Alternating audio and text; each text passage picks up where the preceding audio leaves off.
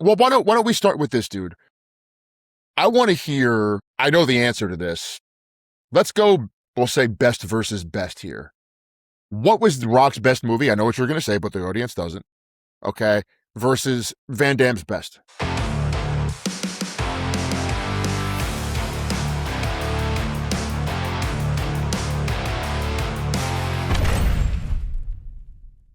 What's up, and welcome to the Iron Road. My name is Ian, as always, alongside Eric. If you are new to our show, we discuss training, sports, movies, and anything else we are passionate about. We have a great show lined up for you guys today. But before we dive in, if you enjoy what we do, we ask that you hit that like button, you subscribe, and drop us a comment. We'd love to hear your feedback, and I love mixing it up with you guys in the comments, and it really helps us grow the show. But without further ado, we have a crazy matchup today. I have so much to say, Eric. It's like I'm like exploding right now with how much I have. This might be a two-parter.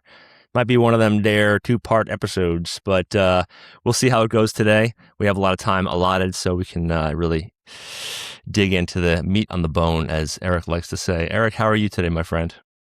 I'm doing all right, man. I can tell you what. Very few, in life, sometimes you have to make a decision. And when you're making the decision, you're like, oh man, I don't know if it's the right call. And then you get a little bit of hindsight and you look back and you're like, oh, that was the right decision. That was the wrong decision. I feel so much better since I stopped training at 5 a.m. Yeah, I Like, can dude, that. I'm just like returning to like a somewhat normal semblance of bedtime. I don't ever feel like I need a nap in the middle of the day now. I'm not running out of steam at 2 o'clock, like falling asleep at my desk. I'm happy. I made the right decision. I would much rather train at my lunch break or at 9 a.m. and work a little bit later than wake up early, get it done, and then feel like I am running in quicksand plus mud with cement boots on for the rest of the day. So Yeah, bro. super happy I made that decision. Energy level super high, especially relative to where I was at from, say, December until like, I don't know, June or whatever. So yeah, I'm happy. And I'll tell Good you for what, you. man. Thank you, dude. I was an experiment. I gave it my best shot, but things fell apart, bro. Things fell apart, and we had to make some changes. In theory, I like the efficiency of it all. Like, in theory, checking the box early, getting the workout out of the way, you can focus on work, and then after work, you can just go to family and not have to worry about getting your workout in. It really does sound good, but the chronic fatigue is just flattening, and everything else gets worse. You become a worse parent. You aren't as good Yeah, at your dude. job. You Yeah. can't be as productive. Like, my sons have had a couple of rough nights. They've been a little under the weather this week, but my lack of sleep, even in this week, like I just feel foggy in the afternoon. I can't focus Sucks. on the tasks and my projects that I want to focus on. It's tough. It's tough. And dude, if I only knew, well, I knew this, but I just was so stubborn in my 20s. I would always stay up late, and then I would always have a 5:30 a.m. training client. So I would never get a lot of sleep in my 20s. Huge mistake. Huge mistake. I wonder what I could have accomplished if I just got some sleep, because I don't know, when you're young, you think you can just burn the candle at both ends and it's going to be fine. But I used to fall asleep at red lights. I used to fall Yeah, asleep that's at really every bad. family party. That's really bad, dude. Yeah, Dude, that's it's a funny, not so funny story. I was driving home one night from a friend's house, and I call this teleportation. I was driving, and I felt like I blinked my eyes, and I was like 6 blocks ahead. Like, that could have been yeah, all she wrote for me. Like, yeah. that me being so tired in my 20s, like when you think you're in your 20s, you have like unlimited energy. You don't. You don't. So get your sleep, guys. Get your sleep. Very important. You said something that's a great transitional material, which was in theory. In Yeah. theory, it's better. In theory. Yeah. Well, I do feel like to a certain extent, our little action hero tournament idea has been divinely ordained.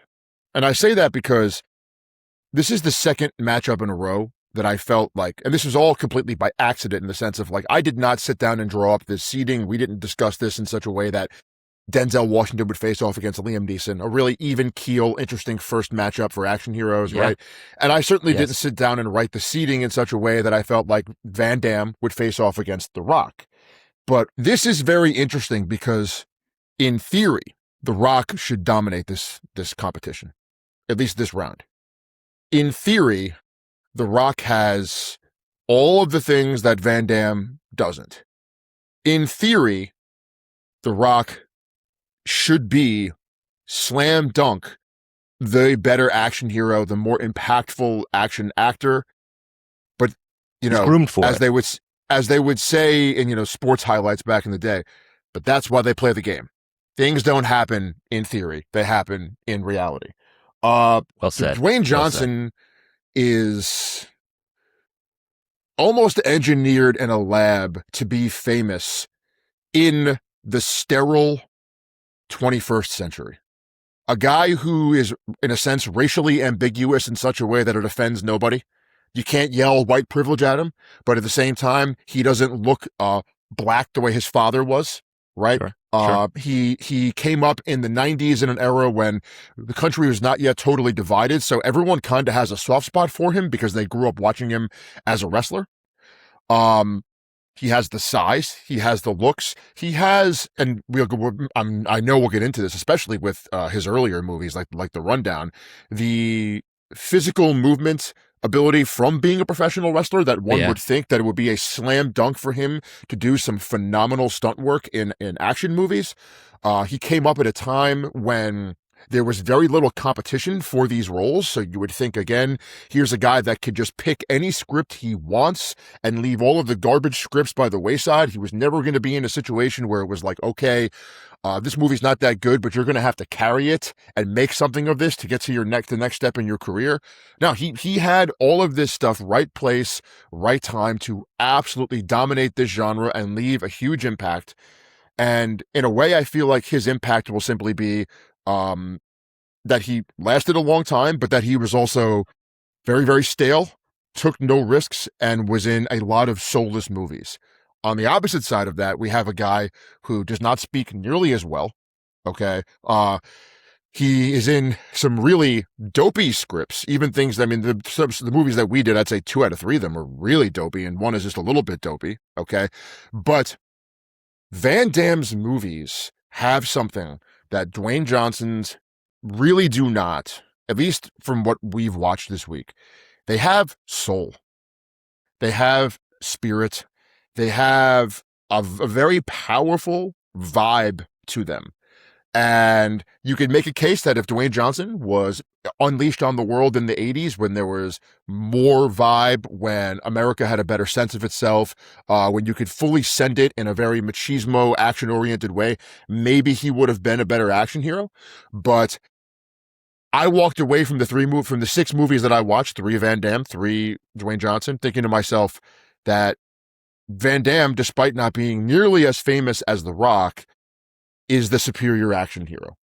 And we're going to break into why, but I can't possibly keep that revelation till the end here, because so much of what I want to discuss throughout this is what made this stuff from the 80s and 90s so good versus what made the stuff that The Rock has done so stale and so bad. Yeah. I think I'm looking forward to the contest where I really disagree with you, and we can almost like go to bat for our own heroes and try to convince each other otherwise. Right now, I'm pretty much inclined to agree with you that Van Damme has a strong, dominant force over this contest in particular, but I do want to give them both a fair shot. I do want to break it down, and as much as we are on the same page with the Van Damme thing, I do want to give The Rock some grace in certain ways, and then I'm going to shred him in other ways because, I think we can be transparent here. We can be clear. And I think I'm going to be pretty brutal with Van Damme as well. And I want to also be pretty brutal with The Rock. But then again, give them credit where credit is due. I think that's a fair assessment overall. But yeah, so where do you want to start? Do you want to start movie by movie? How do you want to attack this and sink our teeth in? Because there's so much to talk about. So the audience should know, but in case you were just tuning in for the first time, we watched, for The Rock, 3 movies. We watched San Andreas, Fast 5, and The Rundown. For Van Damme, we watched Bloodsport, Kickboxer, and a personal favorite of mine, sudden death. Okay. Personal favorite of mine. One of my all-time favorites. I had never seen this movie before Eric told me to watch it for this contest. So, it's my I'm so first happy you just experience saw it for watching the first it. time. I wish you were here. I wish that somebody would have put a microphone in front of my face after I saw Sudden Death for the first time, because you would have. I was probably 10, but you would have gotten some really interesting content. Well, why don't we start with this, dude? I want to hear. I know the answer to this. Let's go. We'll say best versus best here. What was The Rock's best movie? I know what you're going to say, but the audience doesn't. Okay, versus Van Damme's best. Okay, and I want you to get into what makes their performances good here, what makes them bad, and I think that's, and I'll say this and I'll kick it back to you. I want the audience to understand, like, talk about action heroes. That's a big theme of this podcast, but also the films themselves, the people that like Arnold Schwarzenegger was an expert at getting good people around him. Okay. And Yes. It made his performances better. Van Damme, like Bloodsport, I think was like his first major movie. It wasn't like he had his crew of guys or whatever, but clearly there was a vision for this movie, Bloodsport, that a lot of other stuff that's been done is like Bloodsport has so much soul to it. It does. Impactful. It's so iconic. Every character is there's such work ethic in it that I think you don't necessarily see in The Rock's movie. So yeah, give me your favorite for each guy. Okay. And just give me a brief synopsis. Like, why is it your favorite? Okay. And tell me what's going on with you in your head here, bro. Before I jump in, Arnold, like you said, was not, he had a knack for building a team around him. And he had a quote that I heard a while back that he said, "Nobody is self-made." And I love this quote. Nobody gets there on their own. No matter what you achieve, you need help. You need support. You need to learn from people. You need whatever. So I always refer back to that, because you see these people who achieve great things and like you think, he's a self-made man. Nope. It's always with your team. It's always with your support staff and system. So even if you build a massive business, you're not an entrepreneur by yourself. You are hiring, intrapreneurs beneath you and all that. But anyway, so I think Bloodsport and The Rundown. So for Van Damme, it's Bloodsport for me, and for The Rock, no question, it's The Rundown. Like, without question, it's a light years ahead of his other action movies, in my opinion. And it was his first, I believe, his debut into the action movie, series and sequence. So I think the Rundown's very good because it's clear, it gets right to it, it establishes how much of a badass he is, and it gives you his charisma. I think in some of his other movies, he's very stale and stiff, and he is not believable. He's not believable at all. Absolutely, dude. Absolutely. I think maybe his ignorance was bliss with The Rundown, because he nailed it. I think he came in and he was very much like The Rock, almost, without being so overly confident. And like you said in podcasts past, his personality dialed up to 15. I think that he was, calm and mellow, so it wasn't annoying. It wasn't like a wrestling promo in a weird context. He still had, I think, the look and the on-screen effect and the charisma to get that done, but the action was awesome in The Rundown. The fight scenes were great. The staffing, the cast was fantastic. Christopher Walken as the villain. As much as Christopher Walken has become a joke, he does a lot of comedy type stuff and like very silly types of performances. That's what he does at this point. Yeah, but he can still be kind of scary. Like, even though when I first saw The Rundown years and years ago, I thought it was like, Christopher Walken, and it was like almost like he's going to make this movie too silly and this and that, but it was kind of silly, and that was part of the charm of that movie but when The Rock leaves that bar scene where he just kind of like escapes and he busts everybody up, and Christopher Walken looks at the door and is like, "You're dead," and you just don't know it. Like, that was the old school gangster Christopher Walken, that he used to be a serious actor and in dramatic roles, and he was terrifying. Then they had like Sean William Scott, great like a little comedy, flavor to it. He was in his prime, I'd say, Sean William Scott. So he added a great flavor to the movie. But yeah, The Rock, I think it was just the right amount of action. It was the big scenes are great and memorable.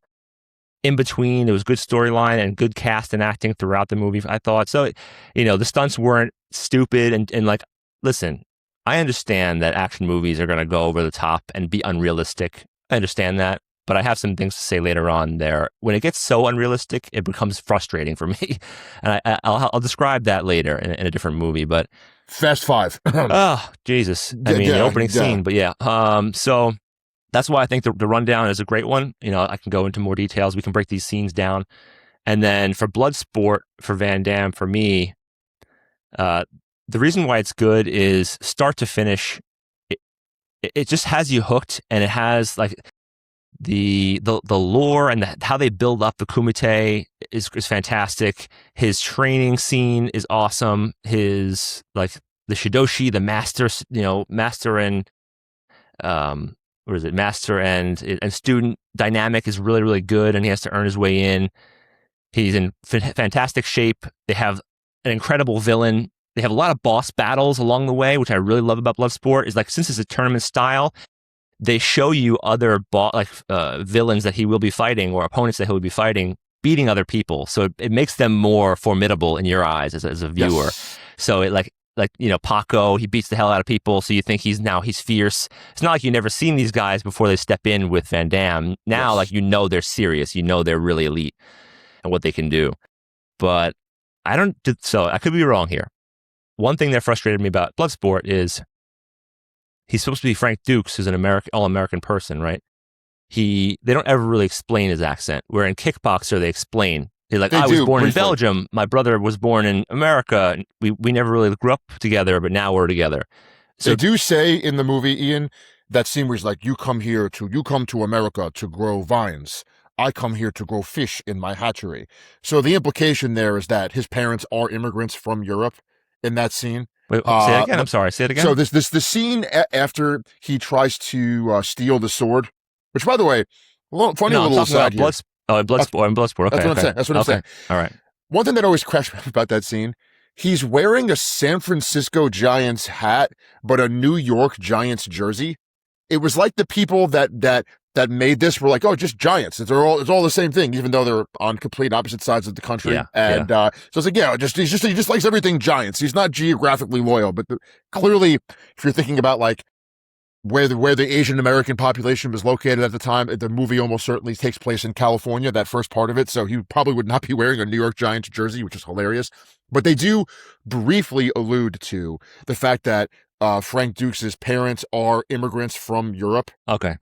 And because Tanaka says you come here to grow vines. I come here to grow fish in my hatchery. I didn't catch that. We both grow children. Martial science make children strong.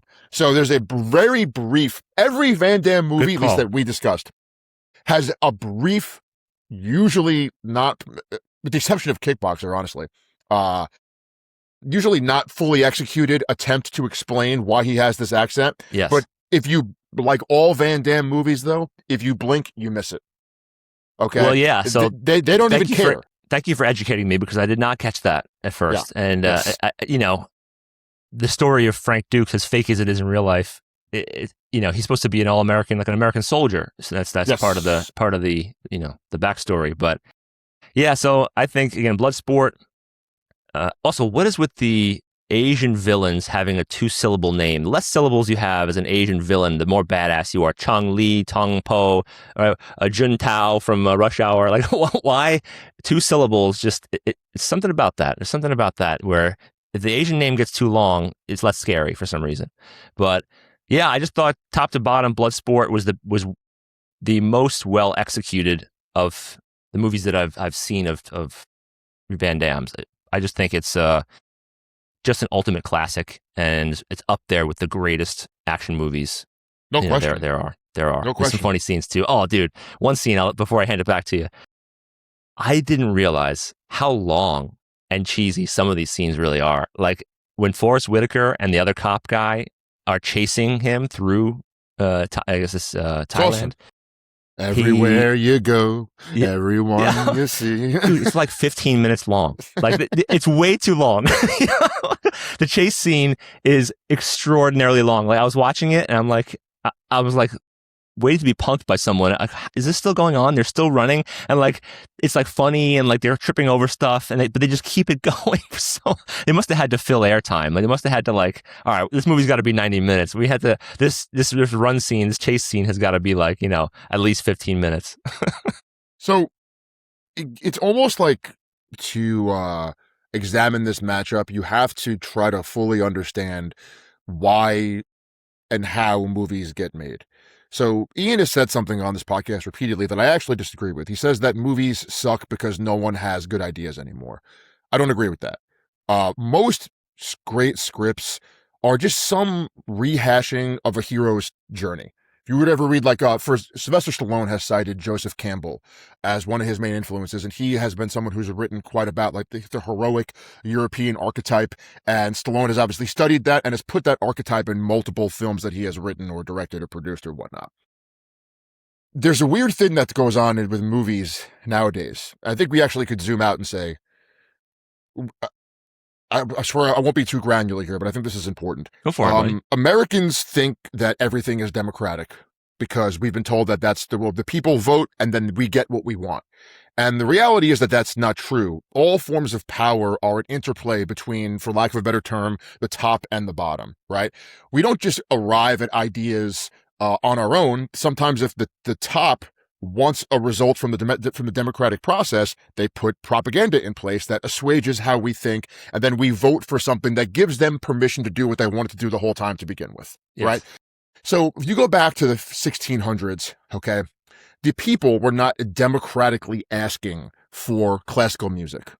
Okay, if there was a capitalistic system in place for this, we would have gotten like bizarre, European folk music, which still exists, but we would not have had classical music. Back then, we had an aristocracy that actually did, on some level, care about the people, but differently than we would say now. And they would commission art to be made. They would go to Mozart and they would say, we're giving you money. You make this and you perform it for us. This uplifts society and civilization, right? So art was viewed as a way to steer civilization and culture in the direction that the elites, who at the time, in many respects, were more virtuous than our elites now, wanted it to go. This is an important distinction for this because we still have that. We still have elites wanting to push our country or our society in a certain direction, but it's more capitalistic. And so because of that, corners will be cut to save money, okay? Be it on CGI, be it on script writing, be it on quality of actors, and so on and so forth. Bloodsport as a movie is in a point where you could say they're still trying to steer the culture. It is masculine. Like I've always said, manly men were valued back then. You still had the Cold War going on. You had the World War II generation is still very much alive and contributing to the country, right? It was a different time. People liked those archetypes who wanted to produce those archetypes. But also, the people involved in making the movies had a greater sense of what they were doing as art. And it's easy to look at something like Bloodsport and say, it's a cheesy action movie, there's no art there. But tell that to Paul Herzog, who wrote the soundtrack. The soundtrack is amazing for this movie. Is. Okay, it's insane. And the score, everything, and that's when you look at The Rock's movies, he does not have that in his film. That's not necessarily his fault, by the way. Okay, no. But there is no amazing soundtrack that makes these things more iconic. Paul Herzog also did the soundtrack for Kickboxer, which is really fucking good. The score in Kickboxer is excellent. It's excellent. It's not as good as Bloodsport, but it's worthy of recognition in its own right. And so The Rock is coming up in this sterile time where we're trying to not offend people. We want to have the guy that's the perfect racial mix that everyone can appeal to, because that way we'll make money from every little different demographic. And also, a lot of movies in the 80s, they were designed and written for Western audiences. And sure, they were sent all over the world if they could make money, but they were not making Bloodsport necessarily with the Asian market in mind. The Rock comes up in an era in which they're trying to think, how could we not offend everyone in the biggest market in the world? Okay. Because, in all these different markets, because we want to get money out of them. So it's just a different culture in Hollywood. There's less people that are trying to make something really good. And you see this phenomenon everywhere. Like even old school video games have a certain effort to the way the art is drawn and the backgrounds and everything that you just don't see with a lot of major franchises that get rehashed in video games now. So when you look at the rundown, I think it's almost a perfect example, Ian, of what The Rock could have been. So and I good. think, Wasn't it good? It's your really first time good. watching it. So Sudden Death was my first time watching. Rundown was your first time watching. Yeah. Yes. What did you think? Well, what I thought was that The Rock blew it, because you look at Arnold's career, right? And Arnold was the guy that everybody compared The Rock to. He was not Stallone. Stallone had this more grounded nature to him. He was a writer. He was more of an artsy type guy in a certain respect. You have both of these guys, big physical specimens, coming from dominating another industry with their bodies and sheer charisma. And that's what The Rock does in this. He plays, like Ian said, a toned down but realistic version of The Rock himself from the WWF or WWE. Okay. And if you look at Arnold's great movies, Terminator, of course, he plays a robot, so it's not so much his charisma. I mean, he still is charismatic, but it's not him being objectively likable. But if we go into, like, say, Predator, and certainly like Raw Deal and Running Man and Total Recall, it's Arnold basically playing himself, the type of, the version of him that is on set, that makes everyone like him, that makes everyone want to help him. That's who he's playing, and it works, and it worked for 10 fucking years. And The Rock starts off his career doing exactly that. The Rock, his character in the Rundown is natural. Okay. Yes.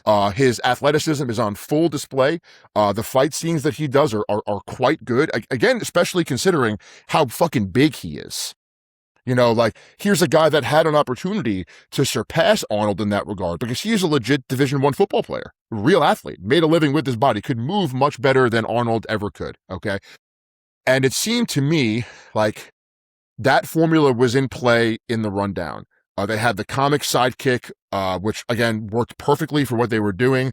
They Tom had Arnold from True Lies. The Tom Arnold. That was what Sean William Scott played. Yeah, exactly. And you have Christopher Walken, who is the experienced actor, bad guy that could maybe make up for some of The Rock's shortcomings on screen, much in the way that a lot of people said, not the same thing, but that Carl Weathers was cast for that role in Predator. Like, we need a guy who's physically believable against Arnold, but who's a better actor and can maybe drag him along in some of the serious dramatic scenes that Arnold's not there yet. Exactly. And that's exactly what Christopher Walken is doing in this movie.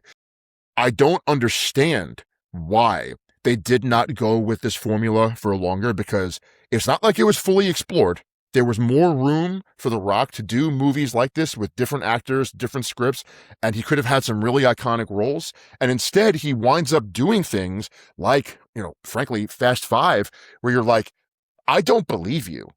Yeah. Yeah, you look great. I like your shaved head and goatee, and you're real tough or whatever, but like, I don't believe you in this, dude. I'm sorry, like, this hard ass persona that you're trying to play here, it's not believable. You're not a killer. You're just not. Okay. And Rundown, you look at it and you're like, damn, dude, if you had done this 3 to 4 more times and then moved on to something a little bit different, I think he would be better remembered as an action hero. I can't describe to people how much I enjoyed this movie relative to how much I expected to enjoy it. You know, it was a lot of fun. I have good taste. The only critique that I would have of it is I don't like the way films from that era were shot or how they look. And that's inescapable. Like, you know, every era has certain things to it that you either like or you don't like. You know, like, for example, 80s movies, if you haven't noticed this, you will for the rest of your life. You listen to Bloodsport, or you watch Bloodsport or Kickboxer. Every 80s martial arts movie has the drums turned way up in the audio mix. If you listen to Bloodsport, it's like it's like the big drums. It's a shift in what you hear, the instruments you hear. Yeah, interesting. The drums are so big in 80s movies. The bass is usually tuned down. The guitar is like double layered. If you don't like that type of stuff, you're not going to like the soundtrack. I personally do. Most people wouldn't realize that, by the way. Yes, I have musician friends that have always pointed this stuff out to me. Yeah. And that's something that is very dated to that era. And the way that films were shot when we were in high school, because this is like 2003, I would have been a junior in high school when this came out. I just don't like how they look. It's almost like between eras. It's like between the analog and digital era, when they still hadn't had the digital stuff totally figured out yet. So I just don't necessarily like how it's shot. But again, The Rock's fault. Can you give me an example of a scene that you mean by that? So, like, for example, the first thing that comes to mind, opening scene when he's in the club, okay, and they're doing the on-screen flashbacks to all the guys playing football. Yeah. I was just like, it's not doing it for me. And that type of montage, or not montage, but that type of, the way that it looked, I didn't like how it looked, the way the football scenes looked. And that just the way it was shot was very common back then. Now, I thought once they get to the jungle, I thought the movie looks quite good. I'm not going to say that I have any issue with that. They did a very good job at letting the environment kind of take over and be its own thing.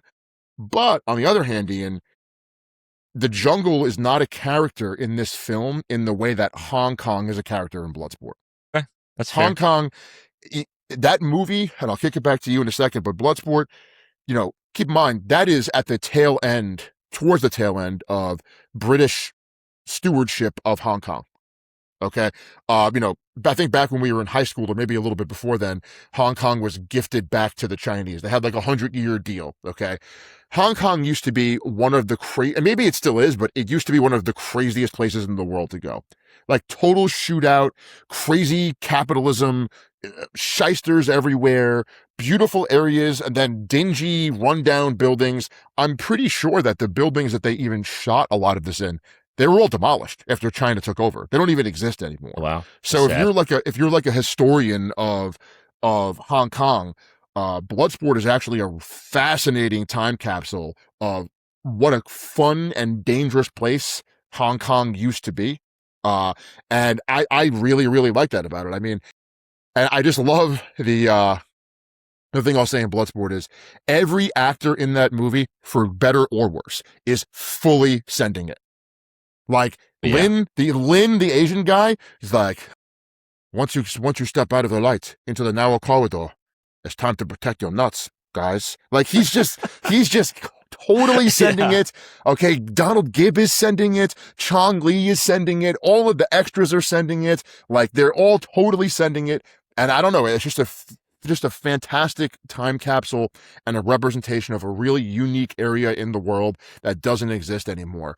And again, by virtue of growing up or coming up in a more sterile, less fun, more homogenized world, the Rock's movies do not reflect that. Even, I thought, Fast Five, which takes place in Rio de Janeiro, as a guy who has been to Brazil and I've spent a significant amount of time in Rio de Janeiro, I did not feel like Fast Five truly captured the spirit of the city. Got it. Okay.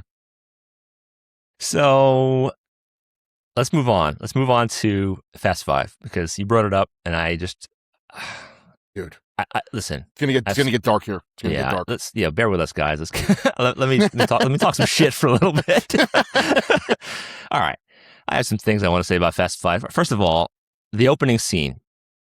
Granted, all these movies, as the Fast and the Furious series has gone on, have gotten more and more insane and unrealistic and fine. No question. Okay, I don't mind that in action movies. There are some things that just are downright dumb and like it's not even cool anymore. Like, for example, there's the opening scene. They have this big breakout. I think Vin Diesel is in prison, and they're transporting him, I guess, on a bus, or I forget what the exact scene was. Yes, a prison bus. Okay. Exactly. Yes. So I guess they get him out, and the bus is kind of like swerving behind Paul Walker's car, and he basically in a muscle car, a sedan. He stops short. The bus is swerving, hits the back of his car. He doesn't. It's not even like he gets a little jolt. He's fine, completely fine. And the bus flips 100 feet in the air over his car. Like his car was like the wall that it hit. It's like a wedge to launch it. It was like a wedge or a ramp. Yeah, like it's exactly. But in all the accidents they get into, again, I don't mind this at all. But I do mind this a little bit. But just Eric. Like the stunts can be crazy and be outlandish, but like that's not even near believable, not even anything. Like it's just like almost obnoxiously unrealistic. And that's what I thought a lot of the theme of the movie was obnoxiously unrealistic. Like jump to the end, they all get the money and they're able to spend it without paying taxes. They all get the girl. They all live happily ever after. It's like obnoxiously over the top. That's what I really hate about the entire series. There's no loss. Fast and the Furious. There's no loss. There's like there's no emotional struggle. There's no investment. There's no like letdown. There's like a couple of close calls here and there, but not really. They have like a very Seagal-esque. They just walk through everyone and always survive unscathed. They had a couple of cameos that I liked. So you weren't a Parks and Rec fan, right? Parks and Recreation, No, the sitcom. never watched it. There's a cameo for those of you listening who do like Parks and Rec. Perd Hapley is Eric, I'll explain it real quick. He's a journalist, a reporter in the show Parks and Rec, and he's got a lot of funny scenes and a lot of funny, exchanges. And they bring him in as a reporter in the opening scene of that to cover the scene of, Vin Diesel breaking out. And then they have Bucho, the villain from Desperado. Have you ever seen Desperado? Okay. No. Oh, dude, we got to do that's going to be, is Antonio Banderas in this? I don't think he's even in this as an action hero, is he? Maybe he should be. He's on the cusp. Could be an add-on. Brad Pitt could also be an add-on. So we have to think about some possible late additions. But so Bucho, when you watch Desperado, he's the villain in that, opposed to Antonio Banderas, and he's the villain in Fast Five. So I like that. I do like him, and I thought he's a pretty serious, formidable villain. But the positive thing I'll say about Fast Five, The Rock is uber jacked, and I do like that a lot. He comes in strong form. Like when he first walks out of that plane and you see him, like it's a big step up from his previous physiques. Like it's a big difference. And he's also probably pumped. Like he must have had a nice pump session prior to that. They spray some grease under his shirt. Like, so they really made him look freakish for this. So I do like the look. The goatee I could do without, but I just, and then the one, before I kick it back, the one more thing that I like for now, I'll get back to Fast Five in a minute, but one thing I like to be charitable is they do open The Rock's fight scenes with like a very over the top Seagal-esque. He kills 3 guys, like a triple kill that he first opens with in his, in the movie, and he basically dismantles them in 2 seconds. And my favorite part of that was, like Seagal, he breaks this guy's neck with like 0 effort, like. Like, you ever see the Mad TV sketch with Will Sasso where like he's just touching people's heads and their necks break? It's like basically like that. Over. Like, yeah. So yeah. I got a good laugh out of that. It wasn't like great action, but I got a good laugh out of how like over the top they were being with how easily he kills people. But so let me, before I ramble on, I'll kick it back to you. I have more things to say, but I'll kick it back. The other day I watched Speed, and I felt for the first time in a long time when I watched this movie. I'm going somewhere with this, I promise. It was the first time in a while I watched a movie and I was like, how did they do that? How did they do that? The answer wasn't just computers. Like, it was obviously real. Real stunts, you mean? Yeah. Got it. When we cover Keanu Reeves, let me tell you something, dude. I'm going to have a lot to say about Speed because that movie's actually a lot better than I remembered it being, and I loved it. The Fast Five, you could somewhat say this is a good thing, and some would say it's a bad thing. I couldn't quite tell, and again, I've only watched it once, how many of the stunts were practical versus CGI. Some of them were obviously CGI. Some of them were practical. And on one hand, you could say that that's a win, that they've confused me. But for better or worse, I like watching practical effects and knowing, because it gives me such an appreciation for the film. Like when you see sudden death, and I think we'll probably do a San Andreas sudden death comparison, but just to give you an example, you see Van Damme doing things, you're like, that's real. Like, there's no way that they could have, there's no CGI here. It is what it is. I agree with Ian. The Fast and Furious series, there's just too much winning. Yes, one of the characters in this movie dies. Okay. I even forget the guy's name. I think it was the girl's brother. Or Vince. No, I think Vince. Yeah. Sure, he dies, obviously, okay? But so much of Fast Five, I didn't like the way that it was paced. It was, to me, so just lazy, where, like, once the characters in the crew are introduced, every shot is just like Vin Diesel at a table going, all right, Ian, you're up. And then they just cut to the guy, like doing his thing, and it was just like, that was literally like 45 minutes of the movie. Yeah. Like, all right, Eric, you're next. And then it's just like, they're just breaking into it. And there was no, I just didn't feel like it ever gained momentum. I thought that's a really lazy way to tell a story, by the way, because like, while this camera is focused on this one part of the team, like The Rock's character, who was kind of intriguing, is nowhere to be found for large portions of the movie. Like the whole middle part of the movie, he's kind of like barely around while they're struggling to reintroduce this massive cast of characters. Like you've already got Paul Walker and Vin Diesel, who of course are going to be a huge part of the franchise. The franchise was their baby. Then you have the entire supporting cast. They're trying to get all of them involved and give them enough screen time. And it just felt like it was too much. They could have done it with a much smaller crew. Okay. And could have had a much tighter story to be told. I didn't believe The Rock as this like no nonsense like DEA agent or whatever he is. Like one of the things that I kept thinking about was how little, to a certain extent, for at least that type of role, physicality matters in terms of being believable. I agree with Ian. The Rock was in great shape. You can't dispute. He came correct 1,000%. Definitely. Okay. However, I think of this role, The Rock, the character he's playing. Guy catches a fugitive, right? Tommy Lee Jones did that better, and he's not super jacked. Just the way he carried himself. Just exactly. Just the way he carried himself, more grounded, more professional. Like The Rock is kind of playing Tommy Lee Jones from The Fugitive here, but like just in a much more bizarre universe that makes way less sense. Sure. Okay. The thing that really struck me about Fast Five was I have heard for years that people think that this is like The Rock's movie. Like this is like his Predator or something. The rundown. Yeah. And when I'm watching this, I think to myself, man, if people really think this is true, either they should have their civil rights taken away, or like this is just like it just shows how much he's lacking. And again, okay, I want to touch on this. It's not necessarily his fault. Like one of the things that I was thinking, I'm glad you brought this up, Ian, how he just kind of goes through everybody with no consequences. Like in some of the movies here, it's like, and everyone in this movie has basically no consequences. Like you said, they all get the girl, they all get the money, and they're all buying cars like and everything. The happiest ending ever. It almost, it kind of mirrors the immaturity of our society at that point in time.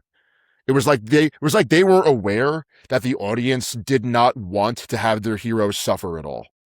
It was like, we're not going to take anything away from these people so the audience can just feel really good about cars going fast and things blowing up and everyone's high-fiving. And I just don't like that. And I would say you're correct about the Seagal comparison, but there is a difference in that Seagal films were at least really gritty. Yes. Like, and the thing with Seagal films also was like, it's a lot like Taken. We discussed this like last month. The bad guys in Seagal movies are such reprehensible people that you kind of don't care that he faces no adversity because you want to see them get their comeuppance so badly, right? So it's like the same thing with Taken. Like you said, no one feels anything for Marco from Tripolia, right? Nope. Like you want Marco from Tripolia to be killed, okay? Yeah. And so you're rooting for this guy to just tear through everybody and kill them. Where in Fast Five, there needed to be more adversity, I felt. Okay. They should have shown that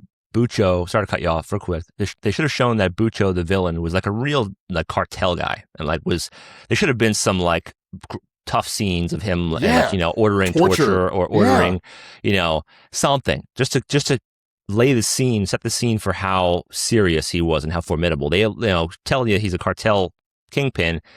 Besides me knowing him from a different movie where I respected his performance as well, like I just didn't get the sense that it was that serious, that he was that like dangerous. I don't know. Yeah, just didn't. Of course. And also, bro, I didn't believe like there's a scene. I've been to Brazil. Okay, again, like I have spent a time in Rio de Janeiro. Okay, they know that you're not from Brazil. These people, very clear as day. As well, they should. I understand. Yeah. The scene in which they're like sitting on their hot rods and the Rock's commando team shows up and Vin Diesel's like, we're in Brazil, and all the Brazilians like pull guns. Bro, Brazilians are not pulling guns for a gringo against another gringo. Like they might, if you're in the favelas, they might kill both of you and take your shit. Okay. They're not siding with the carjacker that's been there for 2 weeks. Like you're not part of the culture. Like just like shut the fuck up. Okay. Like just stop it. Like there's no way. Like I have been down there. I did not feel like after 2 weeks, I could have played my ace card and the locals would have defended me from the interloper. Like there's no way. They would have robbed me and they would have robbed him and it would have been I would have had more in common with The Rock in that situation than the people who were around me, because they like, we were both American. By the way, you're fucked. Okay. So like there's that element to it. I just thought it was ridiculous. Now, if we zoom out a little bit from just The Rock here, I will also say I felt like in Fast Five, aside from the main bad guy, was that Reyes, like you said, who needed to be doing more terrible stuff. Bro, the acting is so bad. Bro, Paul Walker, rest his soul, is just a good-looking guy. He is a horrible actor. Okay, and you could say what you want about Van Damme, but if you watch from Bloodsport to Sudden Death, you could see like noticeable improvement in his acting. That's fair. Okay. Like, and Van Damme all the way through Expendables 2 and one of the great movies he did, independent film called JCVD. Like, you could see he's like trying to get better. Like Paul Walker, like, bro, we're 5 movies into this series. You suck, dude. Like, you're not good. You're not good. Okay. Vin Diesel's not offensively bad, but the cast around him is just not good. I don't like the chemistry. I don't like all the little comedic jokes like, oh, there you go again with that negativity. Like, I'm sorry. I don't find any of this funny. This isn't nearly as funny as Lynn and Jackson and their whole interplay. And again, for a movie that's considered to be one of The Rock's like magnum opuses or whatever, like he's not in it enough. No, he's not even the hero. He's a side character essentially. Yes, so we did exactly. we paid homage to the series, and like the public notoriety of everyone saying that The Rock was like the man in this movie, and this being his action, pinnacle. Yeah, dude. One thing that really bothered me as well was they did like the Ocean's 11 crew assembly dynamic where they say we need this kind of guy. I'm so glad you said that. We need like a safe unlock guy. Or he rattled off like 12 responsibilities, right? And in Ocean's 11 they did it really well where they say we need this guy, and then they cut to that person doing the thing. So you know who's going to be doing it, what that even means, what they're actually doing. Like he just is in that warehouse and he's rattling off job responsibilities. We need like a grease guy, a grease man who can do this. They don't show these people in their element doing the jobs that they actually teach the audience that they're capable of doing the jobs. Now you just see this crew of people come in. We're supposed to, I don't even know who's doing what. I never knew who was doing which job. Like I thought when he said we need somebody who can have our back in any situation. For some reason, I didn't even know Statham was not in this movie. I thought Statham was going to come out and be like the enforcer, like the gunman. Like I just thought like that's who I think of when I think of somebody like that. I don't know who that character was. Was it the female who pulled a gun immediately? Like who was the enforcer who had their back during all? It became The Rock. Like that was the guy who did that job. Like the guy they didn't even count on. So they really botched the whole mimic Ocean's 11 crew assembly. I am scene. Dude, I could jump through this camera and kiss you on the forehead. One day we'll record in person, buddy. I was like, this is Ocean's 11 for retards. Yeah. That's like, because the other thing that Ocean's 11 does, I'm glad you pointed this out. You did the subject, I'll do the predicate of the sentence, right? So yes, we need a grease man. Or like, I always think about in Ocean's 11, when they introduce the little Asian guy. Yeah. Okay. And they go to like the Cirque du Soleil show.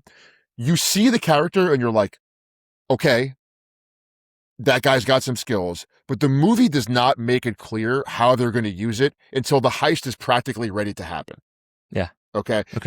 This movie, it's like you see them doing their thing as they're already like prepping for the heist, doing their part in the build-up type situation. Whereas in Ocean's 11, they introduce them, they show them in their natural environment, and then they don't really show you how they're going to be used in the heist until the heist in the Bellagio actually takes place, right? Also, in Ocean's 11, when spoiler alert, they rob the Bellagio, okay? When it all happens, you, the viewer, actually don't know how they did it. Like you find out at the same time as Andy Garcia. It's a cool way to shoot it. It's a very cool way to shoot it. They try to do that in this movie with the changing of the vaults or whatever. So stupid. But it's when you look at it, you're like, the Ocean's 11 heist is like, you're like, wow, that's actually clever. Like that's the way that you should rob this. Like the fake footage being uploaded into security cameras and everything. Believable. Yeah. As crazy as it is, it's still kind of believable. This is like, these two cars drag a giant safe into the back of a fucking like sanitation truck that happens to be in the right place. Like you look at it, you're like, the amount of things that would have to go right for this to take place. And granted, that always is the case in movies, right? But like, it's just too much. Like it's just way too much. Like when The Rock opens the safe and sees that it's empty, I was more just like angry. I was like, how did this, there's got to be some dumb way in which you switch these, and I don't even care. Like I was just like, get me out of here. Yeah, like I just, it was just disappointing.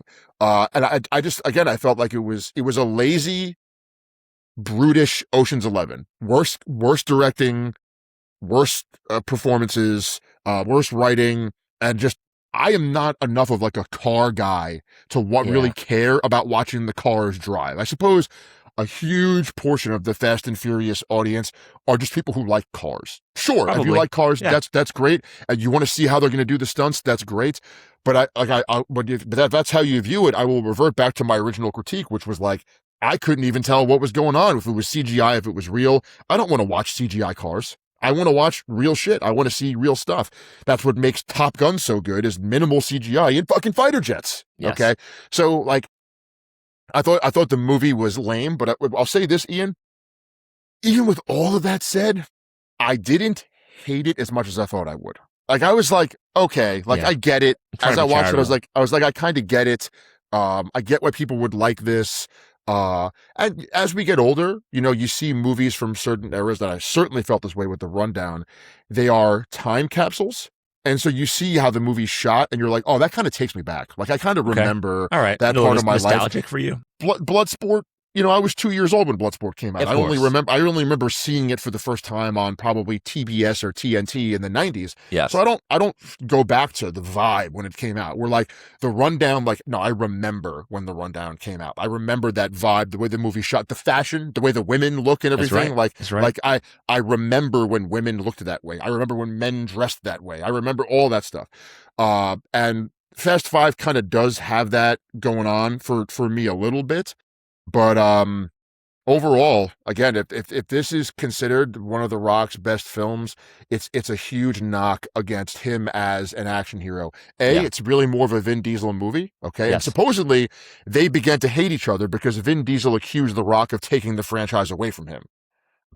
Which is like, yeah, I know. All right, I know this is like we're going Van Damme, The Rock. I'm going to go on a quick Vin Diesel tangent. I liked him in, I think it's Pitch Black, where he plays Riddick. I think he's Riddick, and he plays, and then a series of kind of like supernatural movies where he plays this character Riddick, and with, you know, it's like a superhero comic booky movie. I did like him in that, so I don't want to say I don't like Vin Diesel. I don't like Vin Diesel in these movies. He's just a car douchebag. Like, it just seems like I don't know how to describe it. Like, he's too cool. He's the best at everything. He's like, it's like when you meet somebody and they know it all, like a person who thinks they know everything, they're an expert in everything. Yeah. It's the most obnoxious, annoying trait. And that's like what I don't know if that's the script they gave him or the direction they gave him, but like, that's what he comes off as. Like, he's the best fighter. He's the best driver. He's the best shooter. He's the best mastermind. Like, he didn't give any strengths away to anybody else. It's very, again, a lot of Seagal parallels with the ego there, but you know, I just didn't like him in this movie at all. I thought he tries to dramatize his voice and how deep it is. Like, I want to look up like a interview where he's talking normal. Does he go that low with his voice all the time? And just like, that kind of pissed me off. Maybe I'm being dramatic. Back to The Rock. Did you notice that he falls in and out of a Southern accent like twice in the movie? Yeah. So, dude, what's going? Why? Yeah. Like, so again, that's the other thing with The Rock, Ian. I'm sorry to cut you off, but it's like, dude, you're so charismatic. You're so handsome, not to be too gay. You've got this great physique. People want to see you be you. And again, it's not like it's uncharted territory. Schwarzenegger did this, okay? But other actors, and you want to show range and show different characters. If you played the rundown character in every action movie, I would like it, but it wouldn't show any kind of acting ability or range. But then again, it's like you show less ability when you drop your accent halfway through. You try to be fancy. And what happens? Like, you know, it's like a guy that benches 500 pounds, you know, normal grip or whatever, and he decides, oh, I'm going to do a meet today, and for the first time ever, I'm going to do reverse grip bench. And he drops the bar on his throat. Like, no, I want to see you be be the person that made you so successful and made me want to see you on camera. And I agree, like the accent thing is really weird. I don't understand how that people didn't catch it. It's if you weird. commit to an accent, you better nail it. It's like one movie that people love that I absolutely hate is what's that movie? Saints. Boondock Saints. Boondock Saints. I hate that movie. Hate it. Terrible. A big part of that is because the guy loses one of the two main guys loses his accent throughout the movie. Like, don't commit to an accent if you can't nail it. Like, there are British actors who do an American accent better than my American accent. Like, but they hold it throughout the movie. Christian Bale. I mean, just the G. So if you're gonna do an accent, dude, like who told him to do a Southern accent? But he only drops it like 2 times in the movie when he says like, I think it's the word "in," and he's like, the way he says it, you can tell he's trying to be Southern, but then everything else is like a standard American accent. Like, just it was such a cringe moment for me, and like, oh man, it just. But I want to try to redeem that movie somehow, but I also want to talk about Kickboxer. That'll make me happy. So, if we're, I don't want to spend too much time on Fast Five. No. Let's come on. There's a lot of meat on the bone here. Enough. We pummeled Fast Five. I think enough. I want to say a couple things about Kickboxer. Go for it, dude. Listen, there's a very small contingent of people that like it better than Bloodsport. It is not better than Bloodsport. It's not. Okay, but opinions. And here's the thing. It could have been on the same level. There were issues with like the whole plot around like the black dude makes no sense. Like that whole ending with the machine gun, it's just too stupid. Like there were parts of Kickboxer where you're like, this is just the cocaine talking. Yeah. Parts of it, like this is too crazy here. Okay. But much like Bloodsport, that intro to that movie, dude, you feel like you're in Thailand. The way it's shot with them in the boat going through Bangkok, the way that the arena is shot when Tong Po is fighting or the other guys are fighting, even when he's training in the ruins and it's like it's a lot cheesy. It's like, that's one of those movies where it's like, they're going to go to an eagle squawking in the background. Like he's like doing the thing and he's doing all this stuff. Eagle sticking his tongue out like that was in the background, and there's like an eagle flying. There's got to be an close up on the eagle's face. And eagle looks like so angry. It's like looking at the camera. Yeah. But the eagle is mandatory for a movie like this. But it does do a really good job at capturing the area, the environment. You feel like you're there. And the way that these 80s movies were filmed, they weren't shot in high def. They have a grittier look to them. And when you shoot in a gritty location, it really captures the grit, the dirtiness, like the even little things like Van Damme and Dennis Alexio, who in real life is a legitimate champion kickboxer. You can tell the way he moves in the movie. You can tell. I didn't know that. That dude is a real fighter. Okay. I didn't know that about him. Serious bad motherfucker. Okay. But like they're on the boat in Bangkok and you see like the little Asian kids jumping into the water. Like, it's just like, this is just Bangkok. Like, we are in a crazy place. And you also sense right away that these guys don't belong there. Like, they're sitting there, like, looking around, like, oh my God, this is amazing, and tourists. Much like Hong Kong, Bangkok or Thailand could be a very dangerous place. You could have a lot of fun and you could also be killed. And these things could take place like that. So I thought the intro to Kickboxer, it had me. Everybody Loves a Winner, that song playing when they're just kind of going through Thailand. I think it's fucking awesome. Okay. And much like Bloodsport, dude, I this is, I can say this for both of these movies do a really good job at grabbing you by the throat. Like Bloodsport, 15 minutes in, you're kind of like already fighting at the Kumite, but it feels like you're 45 minutes in because of the way the montages are shot, the pacing of the movie. They grab you and they pull you right in. I felt like with Kickboxer, by the time Van Damme's brother, we'll just call him Dennis Alexio, or Eric is his name in the movie. Eric Sloan. Yeah, Kurt Sloan and Eric Sloan. By the time Eric fights Tong Po, you're already kind of in it. Like they drag you into it. Yeah. Okay. They set it up quick. Did a good job. I still think Chong Li, better villain Definitely. than Tong Po. Tong Po could have been as good if like they had the same tournament format where you see him fucking people up. Instead in this, it just Tong Po debuts and he just basically beats Eric Sloan to death, right? Yeah. But I still really enjoyed Kickboxer, but I will say the last act, and I'll kick it to you, has got some problems. Okay. You know what I Okay. mean? It's not as Yep. tight as No. Bloodsport. Yeah. There's something to be said for, they say a picture's worth 1,000 words, but like when they're building up villains in movies, talking about the villain in a certain way builds them up more than demonstrating it, I think, sometimes. So like when they're in the stands in Bloodsport, they're talking about Chung Li and they're like, yeah, last year he killed a guy at the, he killed a guy on the stage and didn't even, bat an eye or something like that. Or that, they should have done that a little bit. Watched him die. Yeah, exactly. They should have done that a little bit more, I think, in maybe like a Thailand local would have warned them about what's his name? I'm looking at mixed up here. Tong Po. Warn them about him and about what he's about and how vicious he is and how, ruthless he is or something like that. They just open with he's kicking the posts, badass for sure. Then he cripples, one of the two main characters in the movie, also pretty crazy and scary, and that shows you how formidable he is. But they could have done a little bit more to build him up.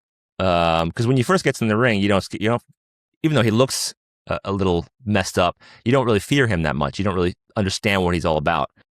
But yeah, I mean, Kickboxer, I was kind of surprised. I've never been to Thailand, but I've always heard about all the crazy like sex work, prostitution, how like loose it is with those types of things there.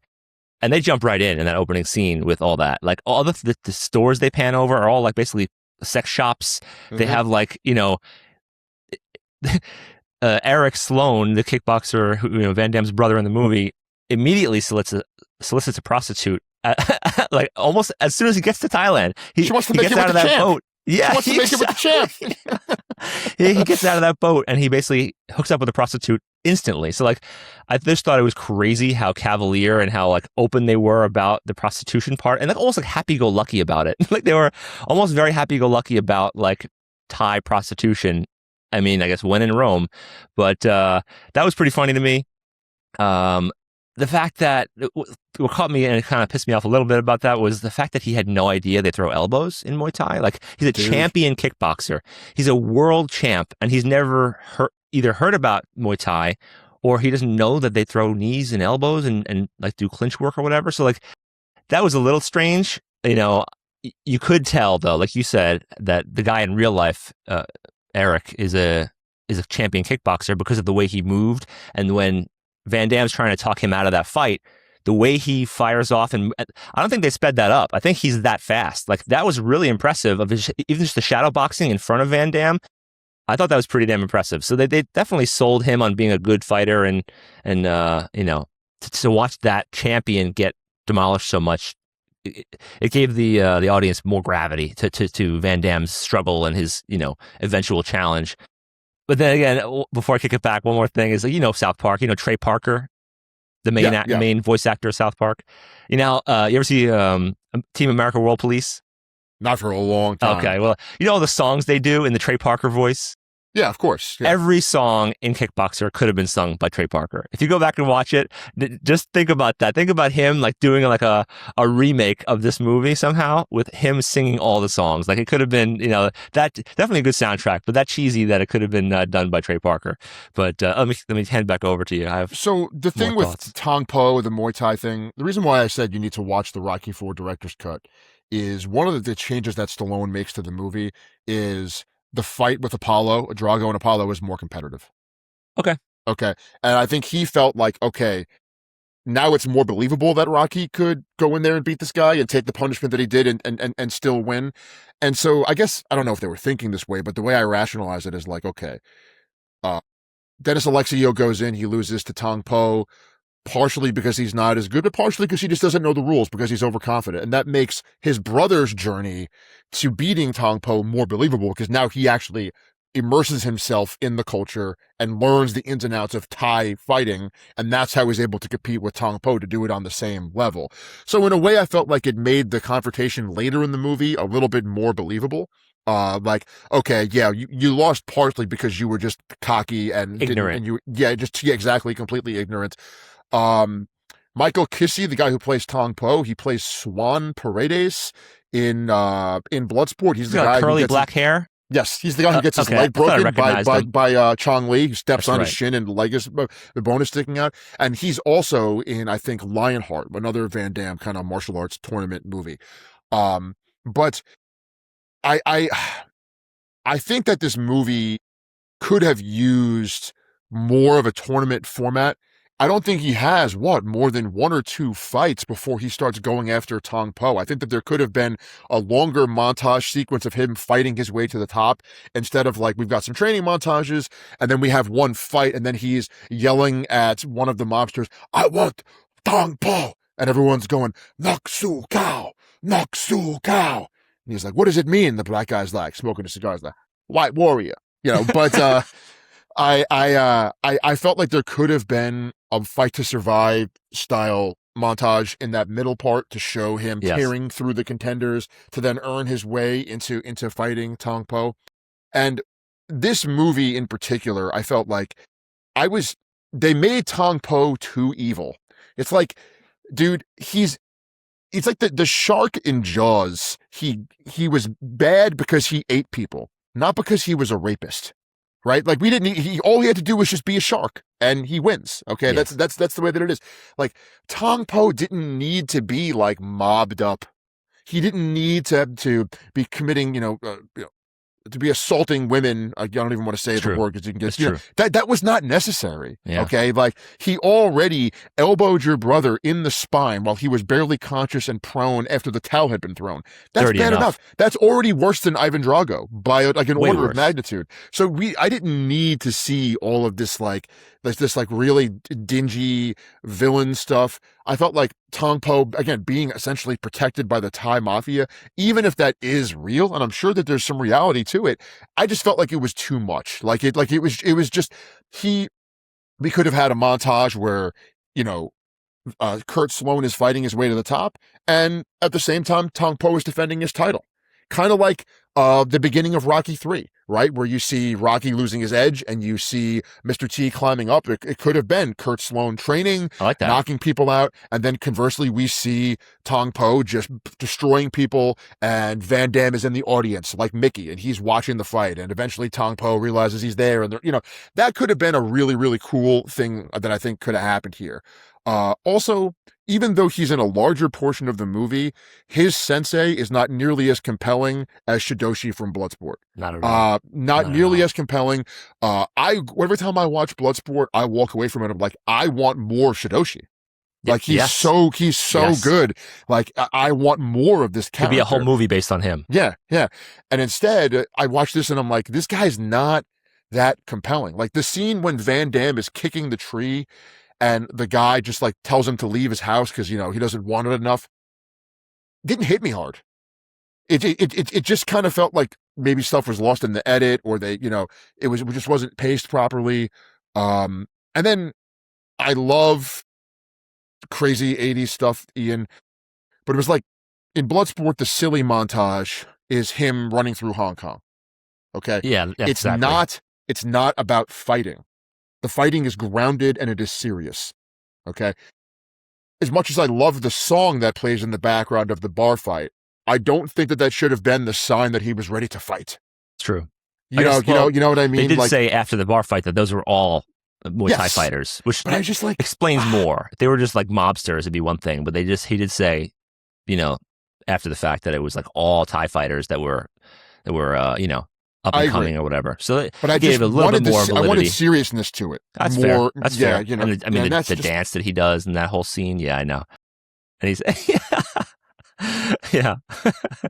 So I think Kickboxer really botched the montage opportunity.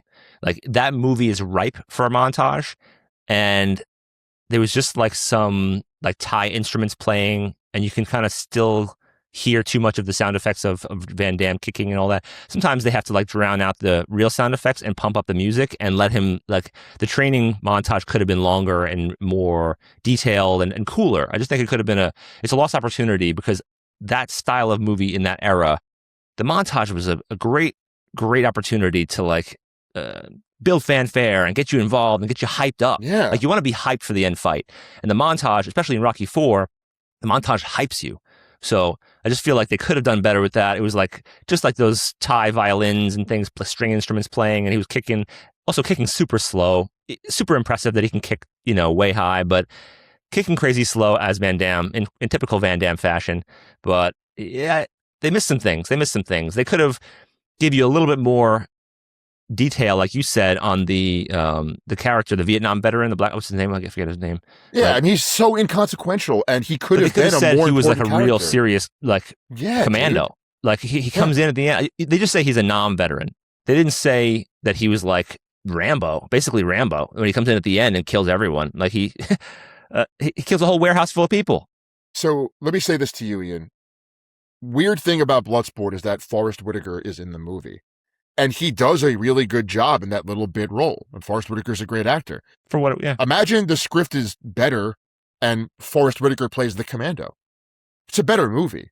If they're able to really, like, if he again is like, maybe he's got PTSD, or like he's one of those guys that I didn't want to go back to America after the war, almost like the end of Rambo 2 or something. Like if you're gonna have that type of character, it's got to be more serious, okay, and it's got to be more grounded. Like the whole shot at the end when he like kills the guys in the warehouse, and the warehouse opens and there's just a silhouette of him holding the M16 with the grenade launcher. I'm like, this is.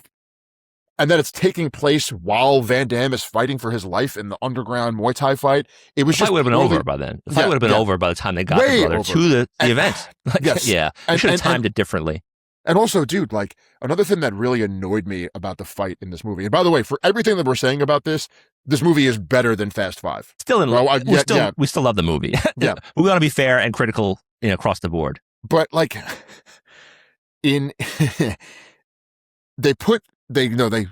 Tong Po challenge you to a fight in the old ways, and they put the ropes on and the rising, and they put their hands in the broken glass, right?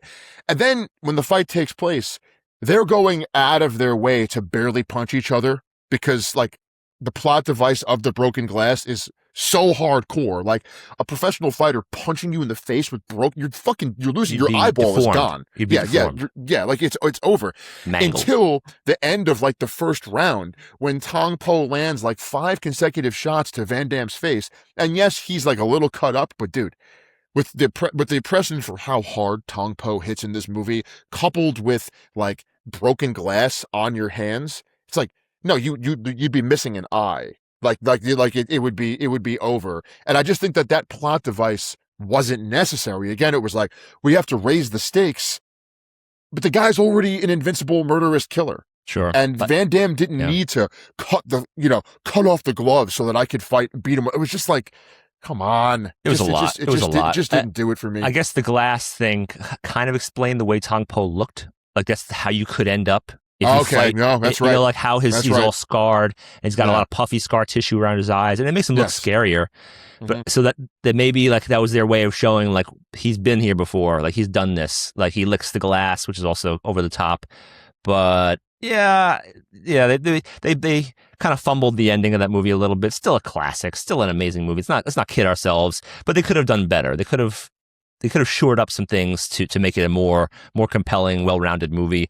The casting is tricky because, like you said, if Forrest Whitaker was playing the non-veteran in that, but how do you know? I mean, I've never seen that other guy in any other movies ever. So I could be wrong. So maybe they gave him a shot, and maybe they thought he didn't do a good job either of that role. Because who knows how high the budget was? Also, True. You know what I mean? It's like Bloodsport is made on a shoestring budget, and that's part of the reason why it was so special. Yes. So this was an attempt to do basically Bloodsport Part 2. But with different characters, right? I do. So yeah. If you view it as a sequel to Bloodsport, really what you're doing is, I want to see Van Damme fight in another martial arts tournament in a foreign country. Yeah. That's what you're saying. Absolutely. Here, right? Absolutely. And look, Van Damme, he's got the chops, man. I mean, look, he he can move really well. Okay. He has his own charisma. He has kind of like a naive, charming charisma about him in these films, a kind of He boyish, does. like it makes you like him. You can see why the female love interest would want to be with him in this respect. He's always in shape, always in shape. Van Damme shows up every movie. He's fucking shredded and athletic and looks great. I mean, there's no question about it. This movie is no exception. And when you think about the 80s specifically, really, I guess any era this is true.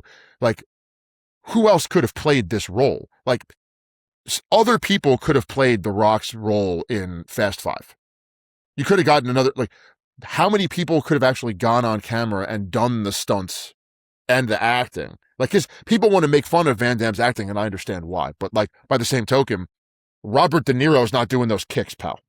Okay, exactly. So if you're going to show up to do the martial arts part, yeah, you have to be able to do the martial arts part. Yeah, you can only disguise like a bloated Liam Neeson later in his career for so long, or like same thing with Seagal as he gain weight and lose mobility.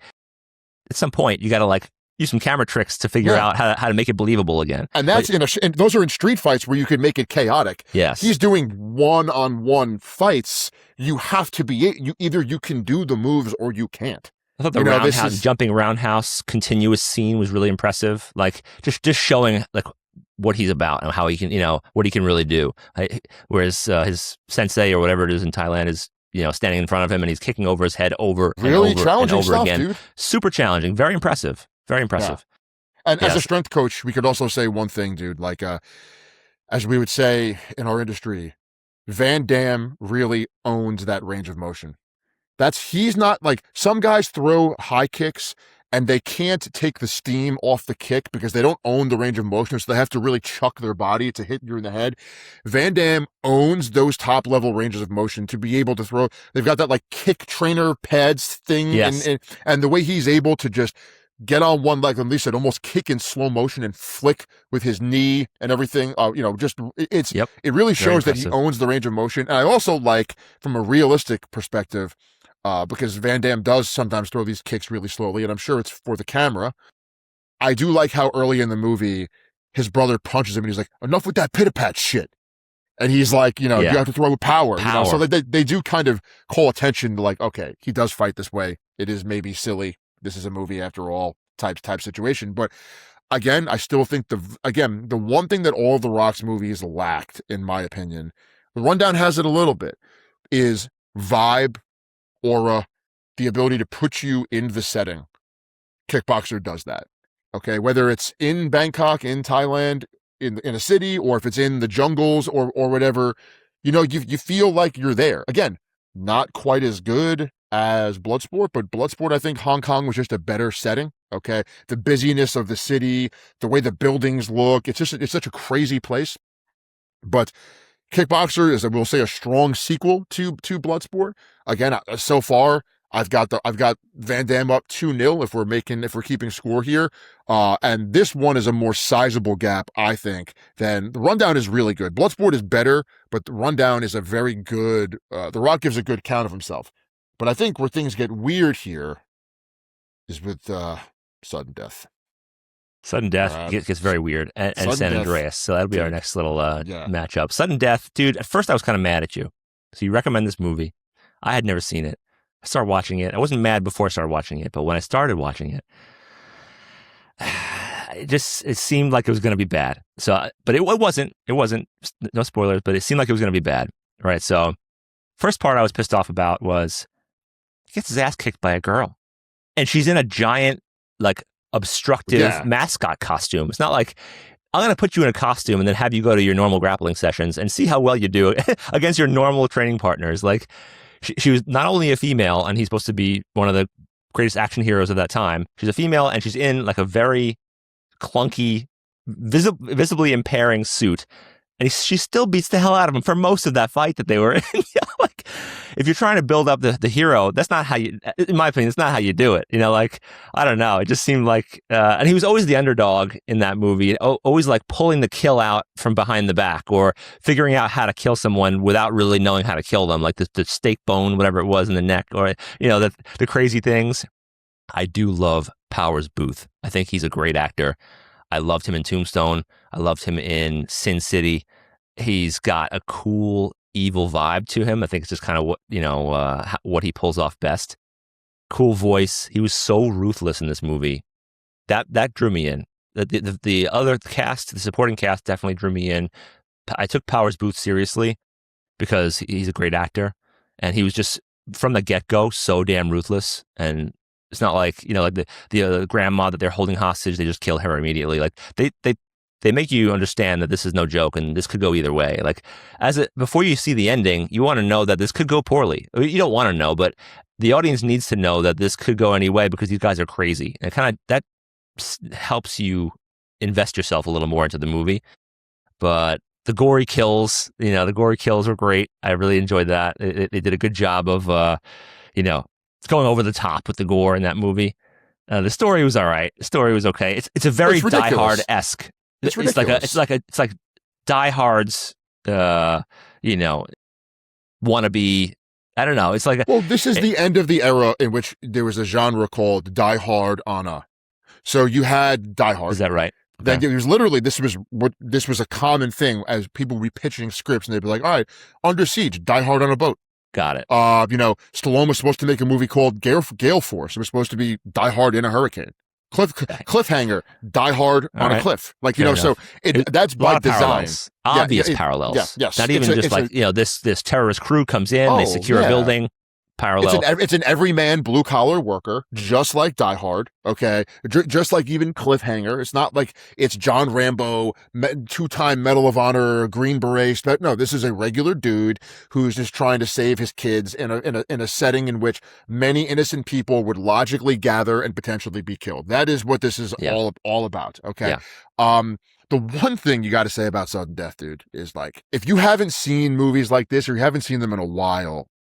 There is a bluntness to the loss of human life in this film that I think cannot be overstated. Like you watch the John Wick movies and the kills are very artistic and it's almost like, okay, we're going to kill this guy, but we're going to make the most of it. We're going to make his death look cool. Bro, the kills in this movie are very matter of fact. People are just getting shot in cold blood at close range by complete sociopathic murderers. There's no like, oh, I did this artistically, it looks good on the camera. There's no like, this person gave a good account of themselves in a fight before I wasted them. It's like, no, people are just getting ruthlessly shot. Like in the very beginning when they carjack the security guys that are coming into the arena and they just get them out of the car, they're like, it ain't worth dying over. And then they just murder them anyway, and they drive. Exactly. That sets the pace for like the level of like of just ruthlessness. And there is an element. Well, yeah, it's almost too much. Like they're so ruthless and crazy that it's hard to tell whether or not it detracts from the realism or not because it's like something like this has never been attempted. So maybe you'd have to be this crazy to pull this type. You know what I mean? To pull this type of crazy terrorist stunt. I have no idea, but it's funny. Powers Booth. I like him as an actor, but I don't know how I feel about his performance in this. I enjoyed it, don't get me wrong, but I feel like he could have had a little bit more fun with the maniacal elements of his character. And I think supposedly James Woods was considered for that role and he turned it down. And I think with Woods it might be a better movie. But Powers Booth has a great evil laugh that he could have he does more. And he's a good looking guy. That's the other thing too. You buy him as like a Secret Service agent gone rogue. Like he has a calmness to him. He's in the box, he's wearing the suit, he's holding the silenced pistol. It's very Bond villain-esque in a way that I do really like. That. Good point.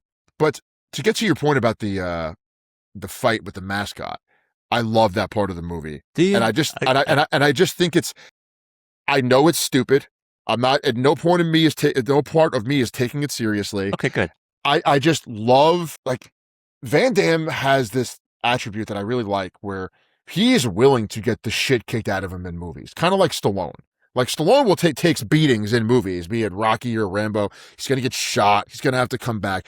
Van Damme was really good at like, no, okay, I'm going to have to get my ass kicked in this a little bit, especially his non-martial arts tournament movies. You see him get his ass kicked or lose quite a bit. It happens in Time Cop.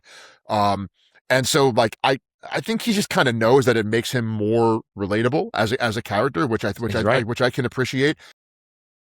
Supposedly the wife of the owner of the Pittsburgh Penguins was like heavily involved in the making of this movie, like wanted the team to be marketed in such a way. I think that's why the mascot was so heavily involved, and they're showing all these different parts okay. of the arena. Like Interesting. she wanted it to be like a Pittsburgh thing in a way.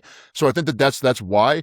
And I also liked the fact that they're like using, as opposed to San Andreas, which the entire movie is CGI. I don't even, if you told me that movie was literally shot with just The Rock and his compatriots standing in front of a green screen, I would believe you. It's completely soulless. It is soulless to the absolute maximum.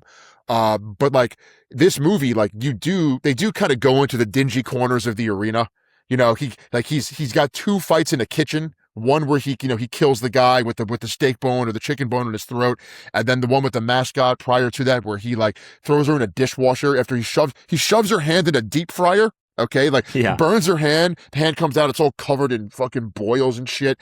And then he beats her up, and she's just choked to death by her like mascot hat. It's just so hilarious to me, like Jean-Claude Van Damme fighting a woman dressed as a giant penguin. And I think also it's important, like at that point in his career, he'd been fighting like everyone. That's true. So it's kind of like supposed to be ridiculous in its own sense, because fair enough. I mean, dude, come on. If you were trying to make a couple $1 million, okay, you don't just think of the work by Powers Booth's crew here.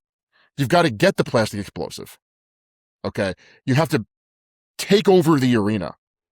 Okay. You have to not get caught, set up all of the plastic explosive. You have to then take the vice president hostage. And then like, you have to be like potentially willing to just die yourself. Like you're going to blow this whole arena. Like there are way easier ways to steal like a couple $1 million than what this guy did. The movie's out of control. It's completely insane. The whole thing makes no sense. And like, I look at it and I'm like, it kind of gives permission for the ridiculous stuff. Like when the first time I saw this movie, one of those TBS movies back in the day, when Hallmark, the black Secret Service agent, you find out that he's a bad guy. First of all, you could see what Austin Powers was making fun of. If Hallmark is in on it, which we obviously find out that he's working with Powers Booth, right? Why doesn't he just kill Van Damme the first time he sees him?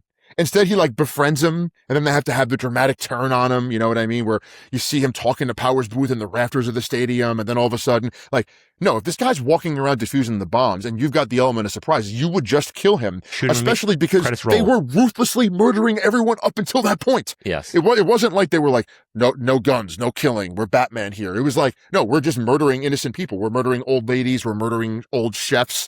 We're kidnapping children. We're calling women fat cows and then blowing their brains out in the owner's box. I mean, like, this is completely insane. Okay. Also, it wasn't the Hans Gruber.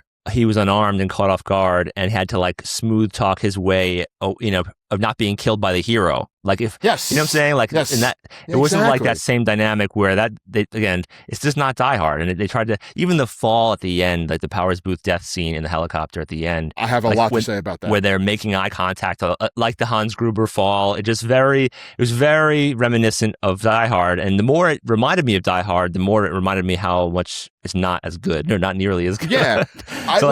Maybe they shouldn't have done so many clear parallels, because it may have took my mind elsewhere, and I wouldn't have thought of it like Die Hard and been comparing it constantly to Die Hard if they weren't so like almost not scene for scene, but along the way, very spot on with how Die Hard flows and how it, the whole dynamic of the movie. So I'll say this, dude. That's one of the things that I love. Like, I love this type of movie. Just pure dementia. Okay. Just like complete insanity. Like, the kills in the movie, he uses the fire extinguisher tube, and he's putting like drill bits in the tube, and he's running it through his sleeve, and he's like almost like using the Spider-Man web shooter. He's like impaling people with like that. Yeah. Like, I just love the demented creativity of the whole thing. I think it's hilarious. The scene where he sets Hallmark on fire, dude, it kills me every single time. Where he's got the lighter and the water gun filled with kerosene or whatever. He's like, what are you going to do? Drown me? He's like, no. when he sets him on fire. That would never happen. The power of the flame off of that is like full on World War II flamethrower. not like, fucking like a spray gun just going through a little bit of like a lighter. Like that would never happen. But I loved the absurdity of the movie. And I also, there's certain parts of it where I'm like, in the middle of the movie, this takes place, but it should have happened earlier, where Van Damme finally calls him on the phone and he's like, "Here is the game, you piece of shit. You have the bombs. I am going to find them. If I find them, I win. If I don't, you win. That's the game, you piece of shit." And it's just like, but that should have taken place earlier. Like they don't even really meet each other. Yeah. In the movie until like later. And just again, when you see where they planted all these bombs, you're like, this was a lot of work. You could have done this much, much easier with especially you've got clearly talented manpower. You've got resources. Okay. It's a really, really convoluted, ridiculous plan to get this money. You had easier ways to do it. You didn't do it and you fucked it up. That was kind of like my main part of it. But I will say, Ian, Van Damme is doing better acting in this film than in Bloodsport and Kickboxer. Okay. He's obviously at this point, he has improved. He is playing, I guess you could say, a somewhat more complex character, and listen, the child actors in this movie are horrible. It's not like he's getting any help. Okay. Also, that reminds me, were the 90s just a different time where you just leave your kids in the seats alone? Yes. The answer is yes. It can't be. Yeah, dude. But he didn't know how long he'd be gone for. Like, he just went. Where did he even go? Like, he just left them, don't move. And he left they were sub 10 years old. And he left them both alone in an arena full of people.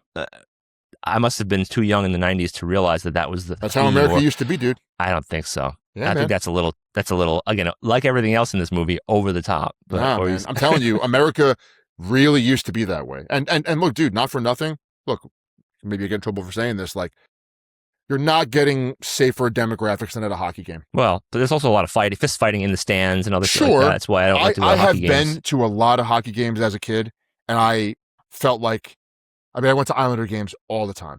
And like, granted, I was never left alone, but like, you talk to boomers and everyone, like, it was normal for kids to just take the bus, like the city bus to school on their own back in the day in this country. Yeah, okay. True. Society has become a lot more low trust since then. Do I think it's a little weird? Yes. Does it bother me? No, because I do feel like, again, the way that my parents let me just kind of leave the house when I was a kid at that exact point in time, it was very similar. So like obviously through today's lens, you would never leave your fucking kids there. You wouldn't even want them in high school. You'd be like, what's going on here? I wouldn't want 10 feet away from me in an arena like that. Yeah, exactly. He had no help in this movie is what I'm trying to say. He has minimal scenes with Powers Booth. Most of the actors are simply not that good. Like the guy that plays Hallmark is okay, but he's not great. Okay. I will say I love that they had real members of the Pittsburgh Penguins in this, like Luc Robitaille. He's like a all-time great hockey player. He played with Wayne Gretzky on the Kings. He played with Mario Lemieux on the Penguins, of course. He's phenomenal in this movie, a little bit part. I love it. And dude, we got to talk about, if you want to talk about cocaine or cocaine scenes, this is after the cocaine era. Like this script was probably written during the cocaine era, but not actually brought to fruition until much later. Bro, the Van Damme goalie scene is out of control. Okay. he fucking goes in to the locker room. The goalie is on like oxygen. He's got like a 104 fever. He's like half dead. He gets like shot up by the bad guys. They have an insane fight in the weight room. Okay. He kills a bunch of bad guys. Where are the team trainers? Where is anybody? Like, what's going on here? And then he dresses up. He puts on the goalie's equipment. It's going to take a little bit longer than 2 minutes, guys, to put on goalie equipment. Okay. You're putting on a full suit of armor. Okay. Like this is crazy. Okay. He goes out there. He's a beautiful glove save. After he's been thoroughly concussed, by the way, he gets like tripped over someone, smashes his head on the ice. Beautiful glove save. And he does the whole I love you thing to his kid, and then knows he can't be on the ice anymore and just punches somebody out just to get off the ice. My question whenever I see sudden death, there's this thing with action movies that needs to be asked more often. What happened the next day? So like Kickboxer, the movie just like ends with them all hugging each other on a stone bench. Like, Yeah. what is he marry this Asian woman? Is he just like kick her to like just bang her and just kick her to the curb, like and just leave? Like, what's going on here? What happens to Dennis Alexio? I have no idea, bro. Like this movie, like I want to know what happens. Like, how do they have to repair the arena to play Game 7? Do they start Game 7 from the beginning? Do they say no? You got to sudden death. Does it come out that I almost said Kurt Sloan, whatever his name is. Yeah. His I'm not sure Darren his name McCord. is. Darren McCord. Okay. Does it come out that he played goalie and then he's an illegal player, and so do the Penguins have to forfeit the game, and then the Stanley Cup goes to the Blackhawks? Like, there's a lot of things here that I want to understand. Like if it's a home game, but then the stadium's been destroyed, the arena's been destroyed. Like, do they have to play it in Chicago, or do they play it at some other civic arena in Pittsburgh because they don't want to lose the home ice advantage? Like, there's a lot of questions to be asked at the end of this. Like, I want to know. Those are the questions you're wondering about. like I want to understand what the next day was like. Like, at least Bloodsport. Like, listen, let's be real. He meets the reporter, bangs her, kicks her to the curb. He's gone after the coup. She kind of kicks him to the curb. She's like she basically even like with the other guy she walks in with. She's like, not the first time I've gone undercover to get a story. So basically, she's just saying that she'll do whatever she has to do to get her story. Trash. Yes, exactly. You're total trash. Yeah. By the way, one thing that's like about Bloodsport that I have to harp on, dude, it's like it's the ultimate like annoying chick character, and that like I just met this guy, I banged him. Now suddenly I care about him enough, and I'm gonna interject in his life's dream in a moral code in a world that I do not understand, could never possibly understand, to stop it because of my own shrill feminine sense of morality. It's like, no, like I actually think that in real life, if that actually took place, I think that the chief of police laughs her out of the office. A fucking an Asian male in Hong Kong, and some white girl comes in. She's like, "I saw some violence. We gotta shut it all down." That guy's on the mafia's payroll. He doesn't give a fuck. He's part of it. Yeah, he doesn't give. He organizes the coup. Yeah. Like he's gonna be like, "All right, yeah, sure. I'll get on it first chance I get. Get out of here." Like, you know, like the female character that has to like impose her own, again, shrill feminine sense of morality, like. She's trying to understand this world, but she can't. It's just so annoying. Like movies, as you get older, you still love them sometimes as much as you used to, but you love them differently. The older I get, I'm like, I have no patience for this character in Bloodsport. This woman sucks. Like, she's a stupid person. She's low class. Get her out of here. Okay. But at least at the end, we see the arc. Like, you know, Frank is getting on the plane and he's going home, and they got the whole bow. They bow to each other. Glad you're on our side, kid. You know. Yes. I know what happened to the next day. Okay. It's sudden death. A fucking helicopter just crashes through an open crevice of the arena. Okay.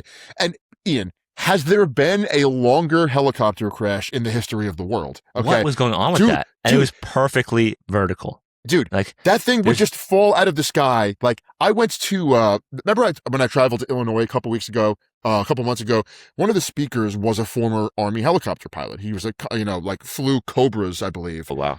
And flew Blackhawks and Cobras, and he was in the Gulf War.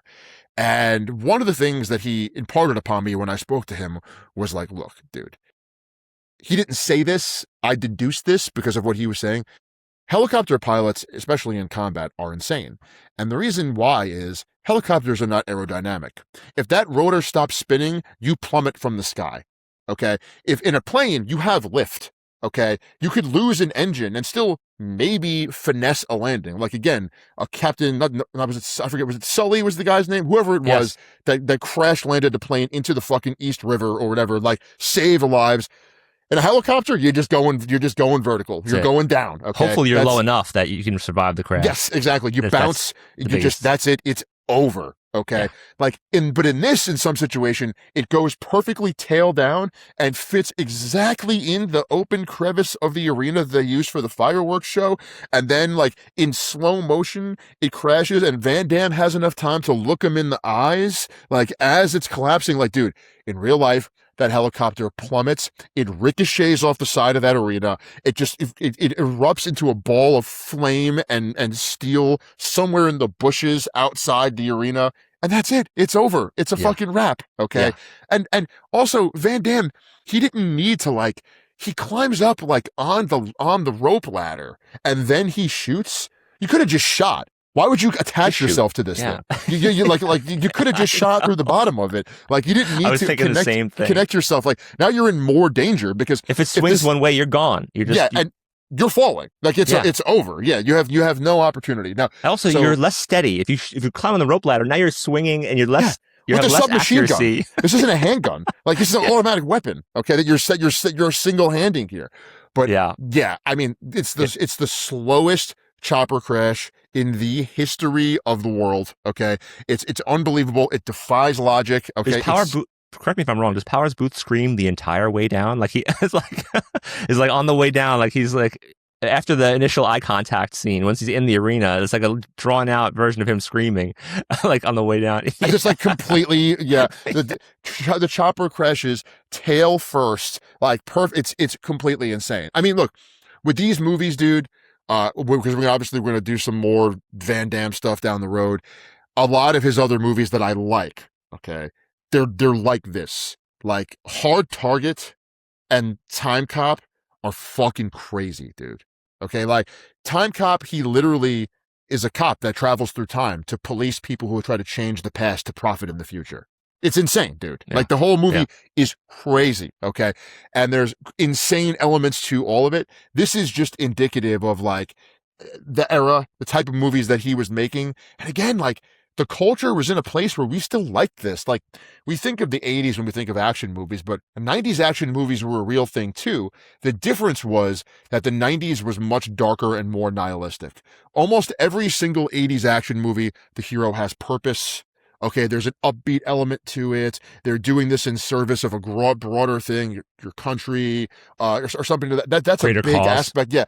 90s action movies, a lot of them are like, the protagonist is always fucked up in some way. You see the other Van Damme movies, I won't ruin them for you. He's got something's wrong with this guy when he's on this job. Okay, he almost has nothing to live for but the job itself. Okay, the violence is so matter of fact, right? Like that's the thing with sudden death. You go from watching the 80s stuff to this, and like this is like people are just getting fucking iced by silenced machine guns at distance of no greater than 2 feet. You know what I mean? Just pew pew pew pew.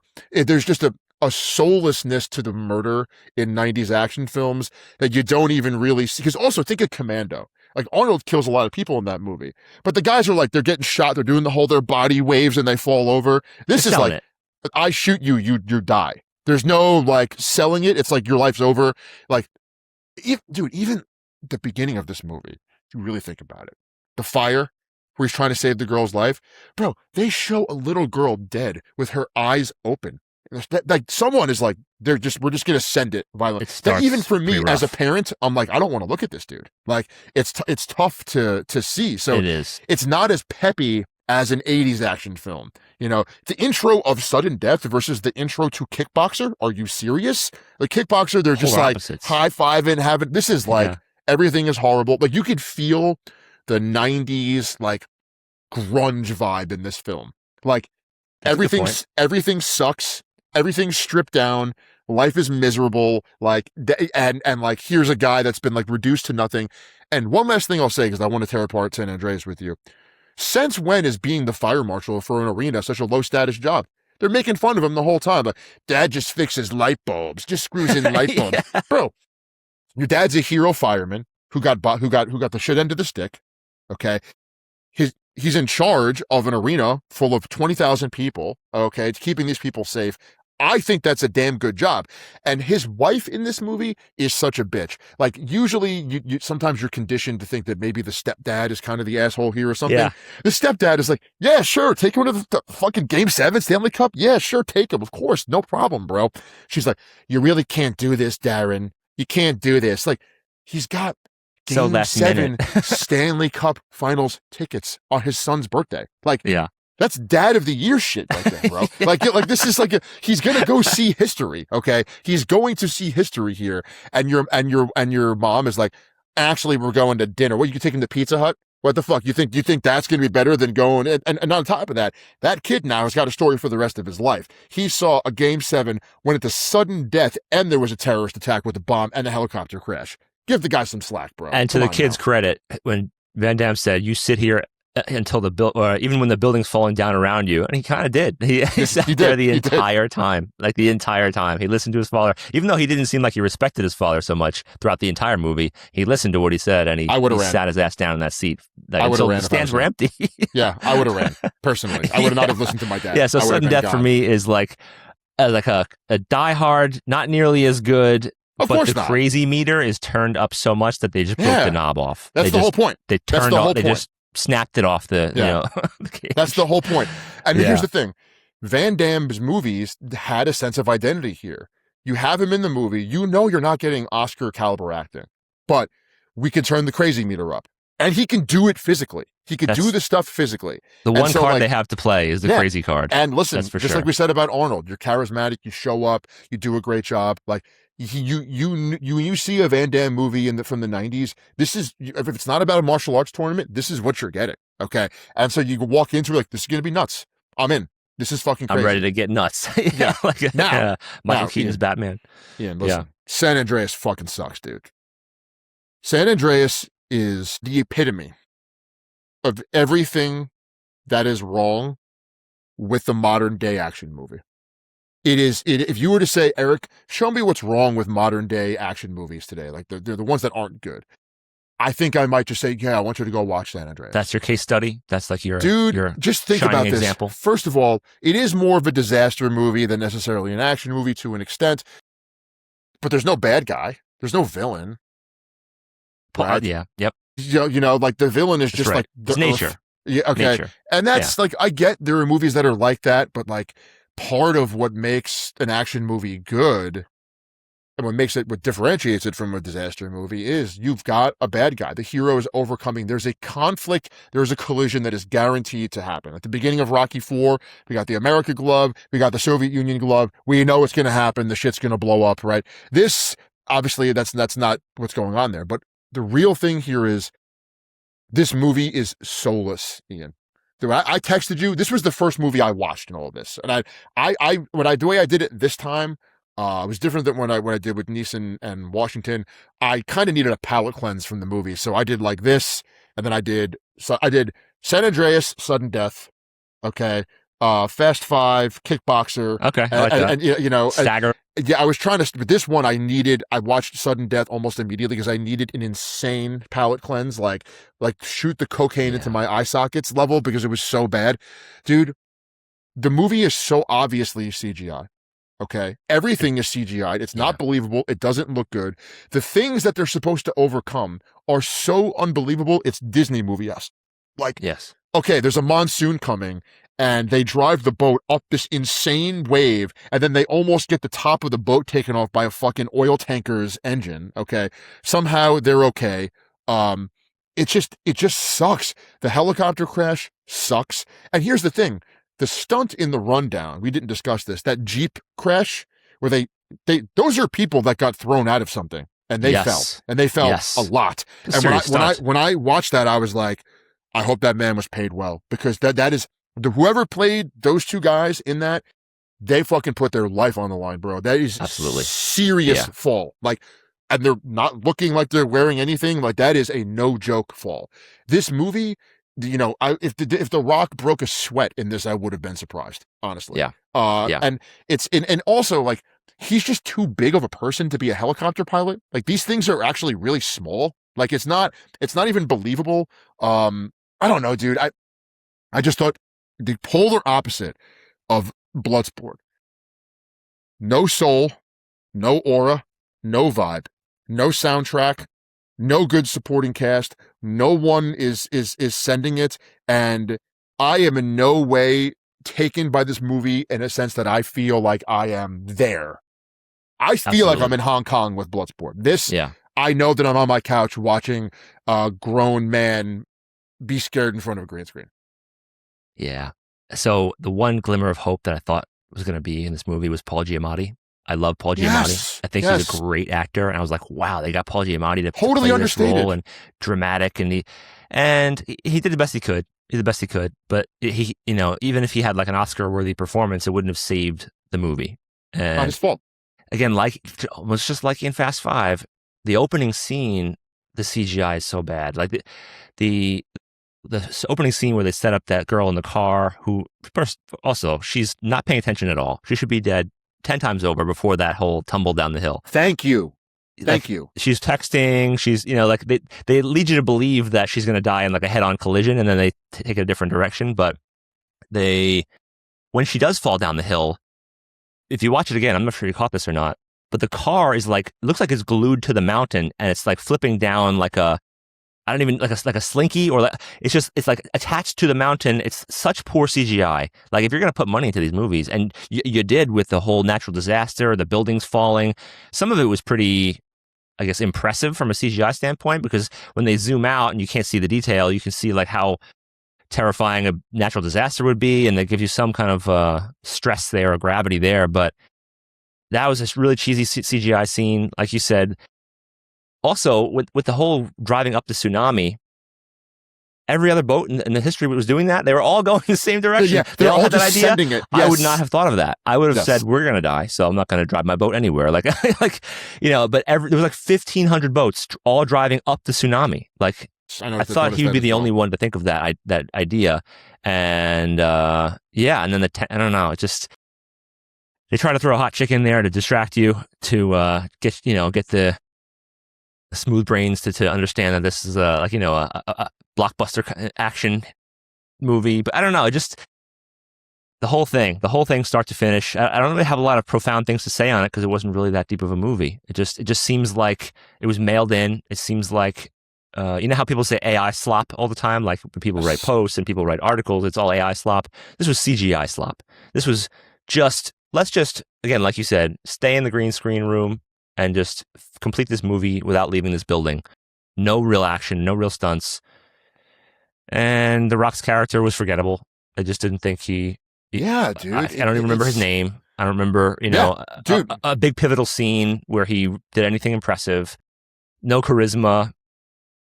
They tried to hook you in with one of the two children dying previously that he couldn't save. So even though they built him up to be this master rescue, agent, he still couldn't save his own daughter, and that must be eating away at him. So they tried to build in some sort of plot line where he's not perfect.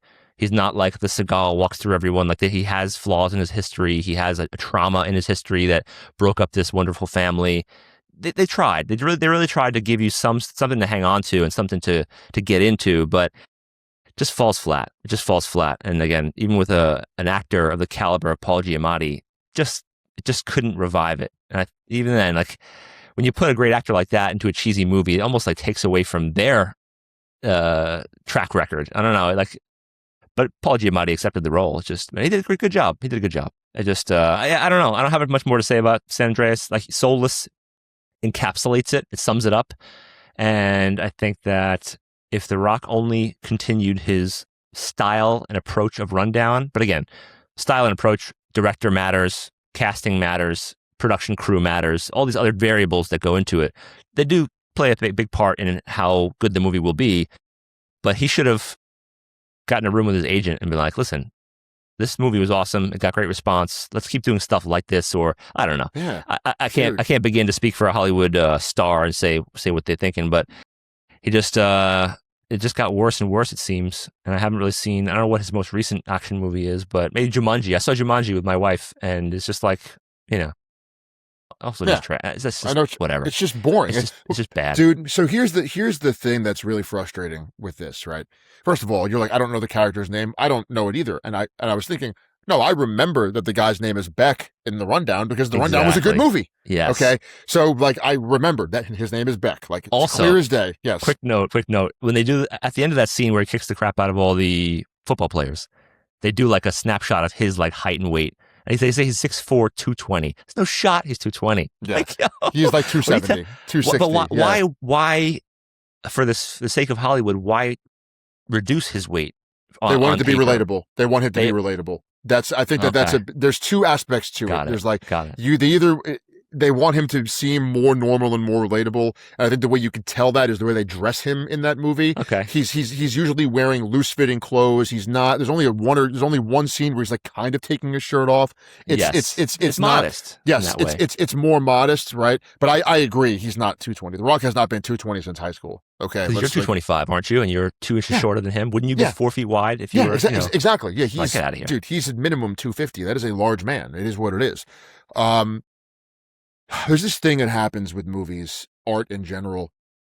Sometimes you get ambitious and you take a big swing and you hit an amazing home run, right? Sometimes you get ambitious, you take a big swing and you miss and it's really embarrassing and it's really bad, but you took the big swing. This is neither. This is a boring, safe attempt to take advantage of the Rock celebrity and take advantage of the hot chick from True Detective and try to get eyeballs on it. This wasn't groundbreaking.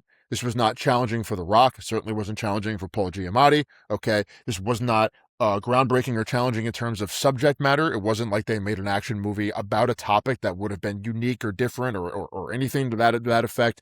And that's why you said it's like you could get angry over. Sometimes you get angry about movies or things because it could have been so much better. That's right. Right. That's right. And you get frustrated. Like maybe that's how I feel about Rocky V. Like Rocky V could have been different. It could have been better. Maybe, I don't know.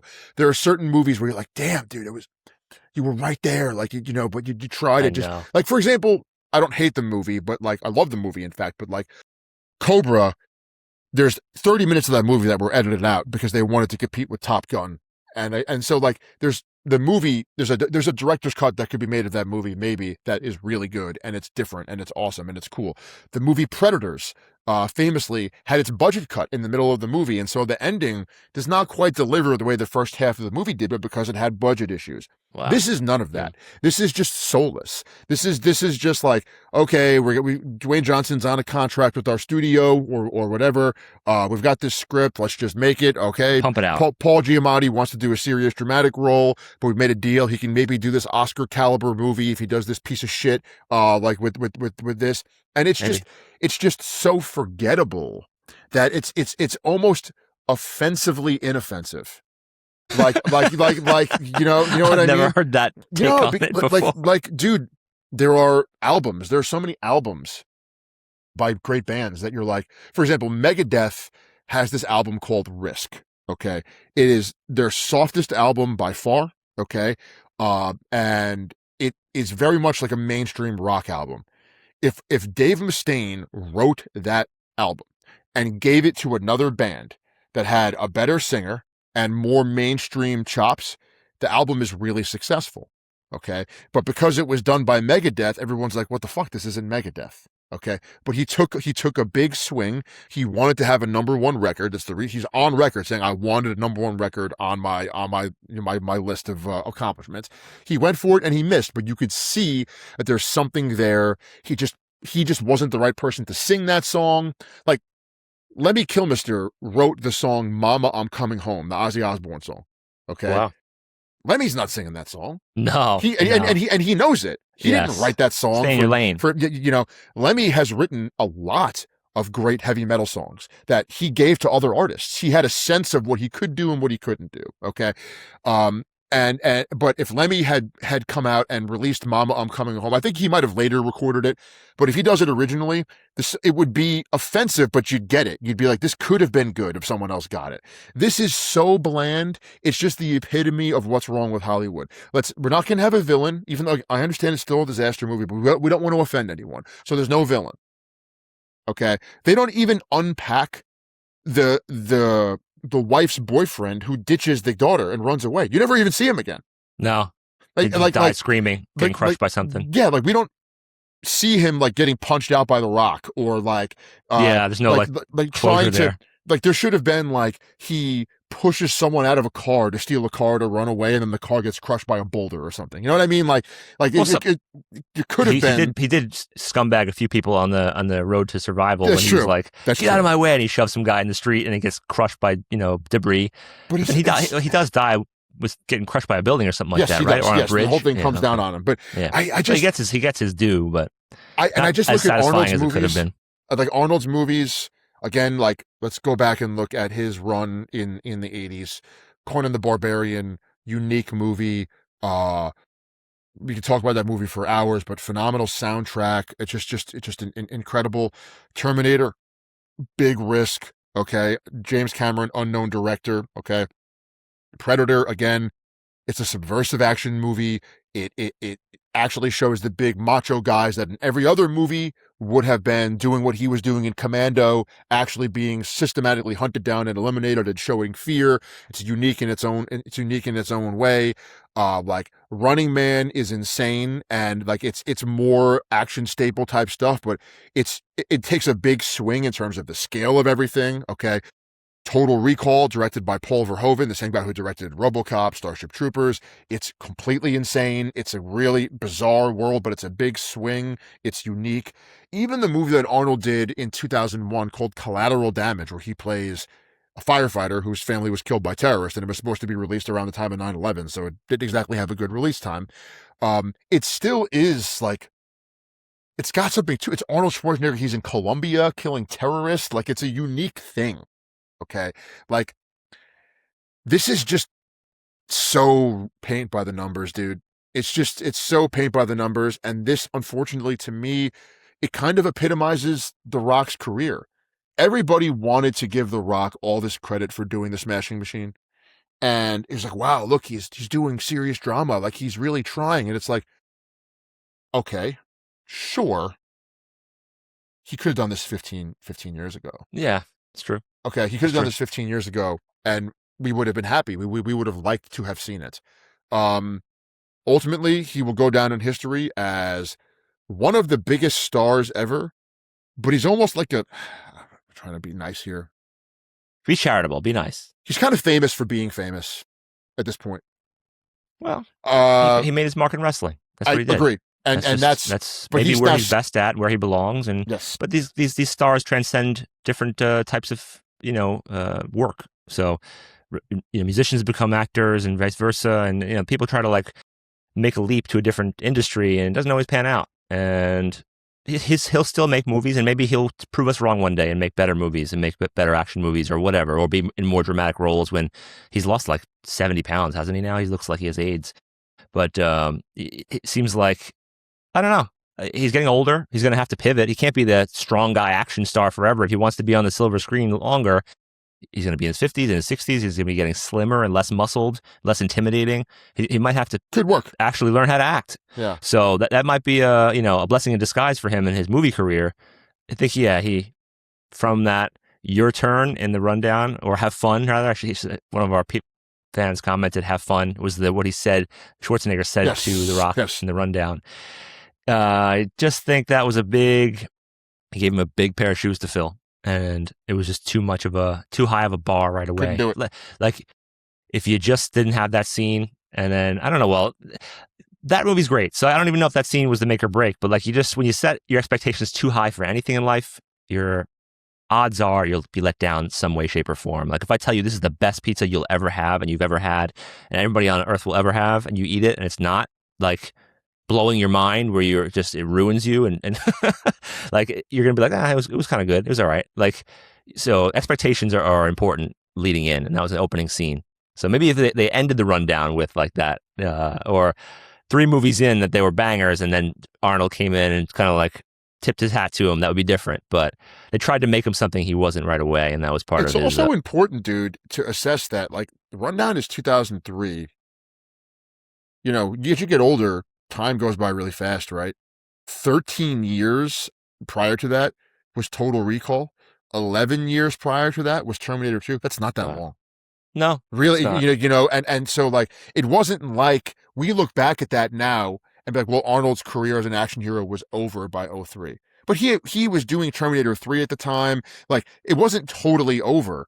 But in retrospect, it was. But at the time, it was easy to remember when Terminator 2 was released, and he looked young in the Rundown. Yes, he does. I was thinking that myself as well. I actually was completely agree with you. Completely agree with you. Yeah. And it's just, it was too soon. They tried to give us Dwayne Johnson before we were ready, If Dwayne Johnson came along now, I actually think he might be more successful because there's such a lull in action heroes and we'd be more accepting, we'd be like begging for it. Where back then, like, again, Stallone wasn't done yet. He was in a lull, but he wasn't done yet. Okay. We didn't know that Arnold was done. Okay. Keanu Reeves is still making the Matrix movies at that point in time. Like there's other stuff happening. Ben Affleck is kind of coming up. He's doing the Tom Clancy, roles and everything. Like it's just a different time. And if there's one guy that I would like to see get a redo for his career, it actually would be The Rock. I know financially he's done great, good for him. Professional wrestling wise, like we said, the guy's been amazing. But I just think that there's another world, there's another universe where he just makes a few different choices with scripts and who he plays, and it's a huge success. And I'll just leave my thoughts with this. I know I've spoken a lot today. It's like everything about The Rock No worries, buddy. is safe. And I think we've said this in the past. Like his social media posts are offensively inoffensive. Everything he does is, I'm not a Republican, I'm not a Democrat. I'm black, but I'm not black. You know what I mean? It's like everything is like it's the middle. It's this middle ground, and like that's true in his movies. He doesn't play controversial characters. He doesn't commit to doing something special or unique. In a lot of his films, he took a very, very safe road in Hollywood. And I get it. If his goal was to make a lot of money and that was it, then guess what? He has succeeded. There's no question about it. But if his goal was to be remembered in the same breath as a Stallone or a Schwarzenegger, or maybe as a De Niro or as a Pacino, he has failed. Okay. Again, I don't know the guy. If his goal was to make generational wealth, he has succeeded. He's succeeded better than almost anyone on this planet ever will. Yes. Okay. But he's just on screen, by and large, he has shown himself to be bland. And you could say a lot about Arnold. Okay. But you know what? Fuck Arnold. We're not going to bring him up right now. You could say a lot about Van Damme. He's not bland. No. Okay. So that's one point I want to make. Absolutely. He's not bland. Okay. I do want to keep one theme. I don't want to structure this too much because I love the free flowing aspect of it. But I do want to, at the end of this, at some point of each matchup, this is all about who's an action icon, right? The movies have to be iconic. Either the performances or something about the three movies that we choose have to be iconic. And Bloodsport is iconic, right? I say even Kickboxer is iconic. Not even The Rundown, for as good as it is, and as much as I like it, and I've watched it a number of times. I've watched it over and over because I do like it a lot. It's not iconic. It's just not like a generational action movie. Like one thing, like you always mention, like how 80s and 90s are different. I do believe, maybe you'll agree or disagree, that from 2005 to now, there's no like, that was the 80s. Like there was a very cultural definition of the 80s. There's a very culturally, a unique definition of the 90s. Like the styles change, the clothing changes, the music changes. We haven't really had a shift like that anymore. It's just the 2000s. And, from 2005 to now, I would argue that it's just been all the same mush. It's just everything's been forced together and there's no defining culture. And that's probably why The Rock's part of the reason he's getting lost in this is that there's no one's taking a stance on anything for the most part, especially in Hollywood. They're just, or taking the wrong stances in certain ways, but, it's just like, I don't know. But you're right. He's very safe and non-offensive, but sometimes the things that do the best are the most offensive, or at least taking a hard stance and not being so lukewarm. Like sadly, some of the content that I've posted that's done the best is me saying something that I believe in that's against the grain or against what a lot of people think. But that's what people want. A lot of other people like it. So it's like people want to, mix it up, and there's people love controversy and a little bit of character. But again, listen, what I will say about The Rock is maybe he just wants to be a good example for his children and just want to be you mentioned the Arnold last week, and you said that the machismo and like the maid banging and this and that, but he didn't do any of the scandalous stuff until later on in his life. Like he was already the action star. He was pretty pure. He was pretty like poster child, kind of, no, I know maybe he just might not have got caught. I don't. Well, Yeah. well, exactly.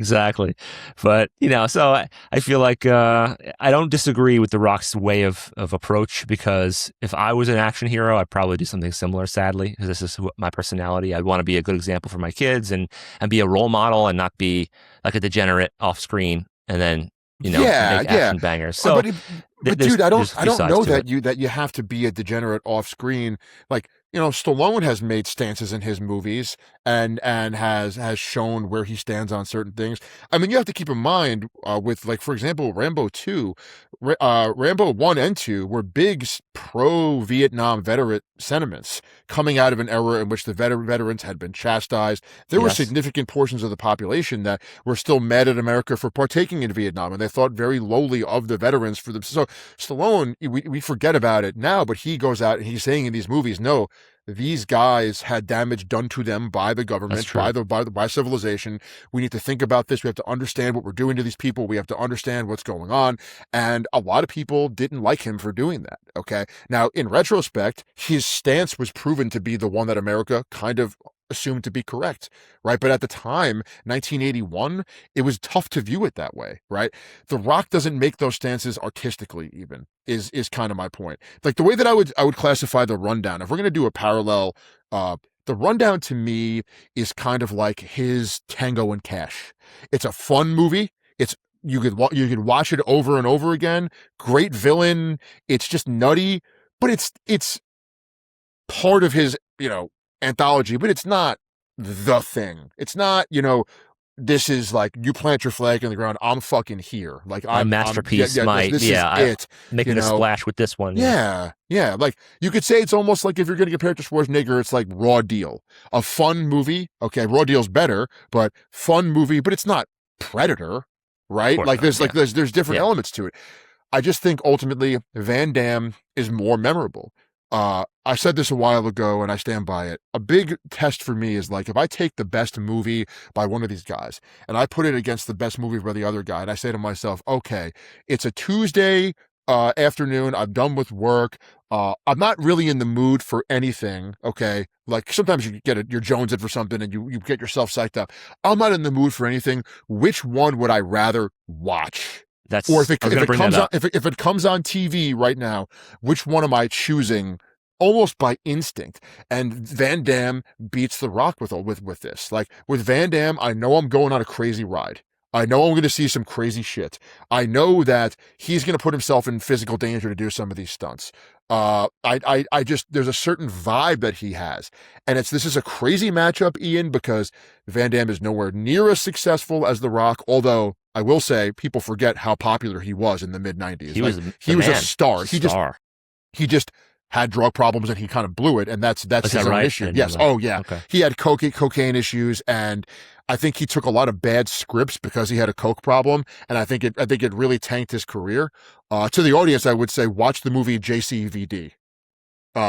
He plays himself in a bank, and like, he's at a bank when it gets robbed, and all the people are expecting him to save them from the bank robbery, and he's like explaining, like, I'm not really a hero. And it's really good. A good premise. And it's like him dealing with, like, no, I'm not the guy on camera. Like, I have problems. This is not me. Like, stop it. And it's really, really good. In fact, I think for our next round for Van Damme, I think it's worth watching that, because it's really, really good. And there is action in it. But Van Damme, he's more memorable. And again, also, I'll close out my salvo with this. Some things are beyond people's control. The Rock couldn't control what year he was born, the culture that America was in when he rose up. Yes, he could have controlled the risks that he took and everything else, sure, and I believe he deserves to be criticized for that. But Van Damme, again, much like Arnold, good-looking, fit, white dude that could do the martial arts movies post Bruce Lee, when Bruce Lee kind of starts this genre and pushes it into the mainstream. The soil was fertile. It was ready for the seed to be planted. Van Damme steps in. Boom. He's got it, right? Arnold Schwarzenegger, minimal. There was no other jacked guys he was competing with in Hollywood. Well, Lou Ferrigno can't even fucking hear. So he just plays the Hulk. He can't do anything, right? Yes. And he took, but again, other people could have gotten that opportunity and they would have botched it. Drew Bledsoe gets hurt and his backup is Tom Brady. Okay. We have no Tom Brady without Drew Bledsoe, but if Tom Brady was Eric Prush, the Patriots lose every game the rest of the season and there's no Tom Brady, right? So there always has to be the guy that takes advantage of the opportunity. At the end of the day, The Rock is a bigger Hollywood star. Van Damme is a bigger action hero. And that's the point of this. And I rest my case. I say case closed on that. I agreed. Yeah, I couldn't agree more. It's just, again, who would you rather watch? Who's more iconic? Who's more entertaining overall? And yeah, like a lot of the things you mentioned, you said it well. I don't want to repeat it, but the stunts, the martial arts, this and that, just it's, even though it was done 30 plus years ago, it's a higher quality, believe it or not, than what The Rock's doing now, which is hard to believe. We should all evolve, even in cinema. Exactly. At this point. But two things that I think we're on our way. Van Damme wins. He moves on to face Tom Cruise. Shit. Okay. Our next matchup, this is going to be real interesting, is Jet Li versus Gerard Butler. Dude, I've been waiting for Jet Li because I know these movies that I know of that you need to watch. And I can't wait to hear your take on these movies. I'm very thoroughly interested on how you see these movies that I'm going to throw at you here. So we'll wait for next episode to get into the recommendations on the movies, or you want to talk about it now? How much time you got? I don't know enough to recommend Gerard. I can give you like a couple of Gerard Butler ones. Like Den of Thieves is mandatory. Den of Thieves is really good. 300. 300. And then what was the other one with the torture that we were talking? Oh, Law Abiding Citizen. That could be a hero. Yeah. Okay. All right. Fair enough. He's the main character, but he's definitely, I think, he also has the Has Fallen series, like Angel Has Fallen, like the that's the one we should. Okay. That he has those. So it probably I'm not going to say for sure.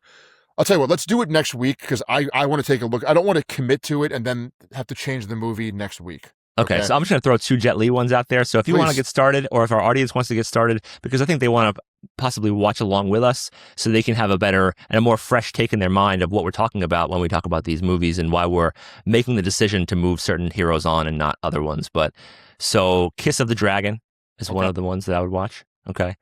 And Fist of Legend. So I'm not going to wait on my third recommendation for now. I think I'm more of Jet Li fan than you are, so maybe I'll make all three recommendations. I've never seen a Jet Li movie. Aside from like Expendables, Lethal Weapon, stuff like that. Sure. We're going to learn about Gerard Butler together because I don't know, besides 300, I haven't even seen those, like Olympus Has Fallen or whatever those movies are called. Yes. The White House Has Fallen. So I think we're going to learn about him together a little bit and we'll give him a fair shot. Jet Li, I would say, again, Kiss of the Dragon and Fist of Legend. Fist of Legend is probably one of the best martial arts movies ever made. Okay, awesome. I will stand by that. All right, you got a real magnum opus from us today. I hope you guys enjoyed it. I am fucking out of steam, bro. This was a lot. This is a lot.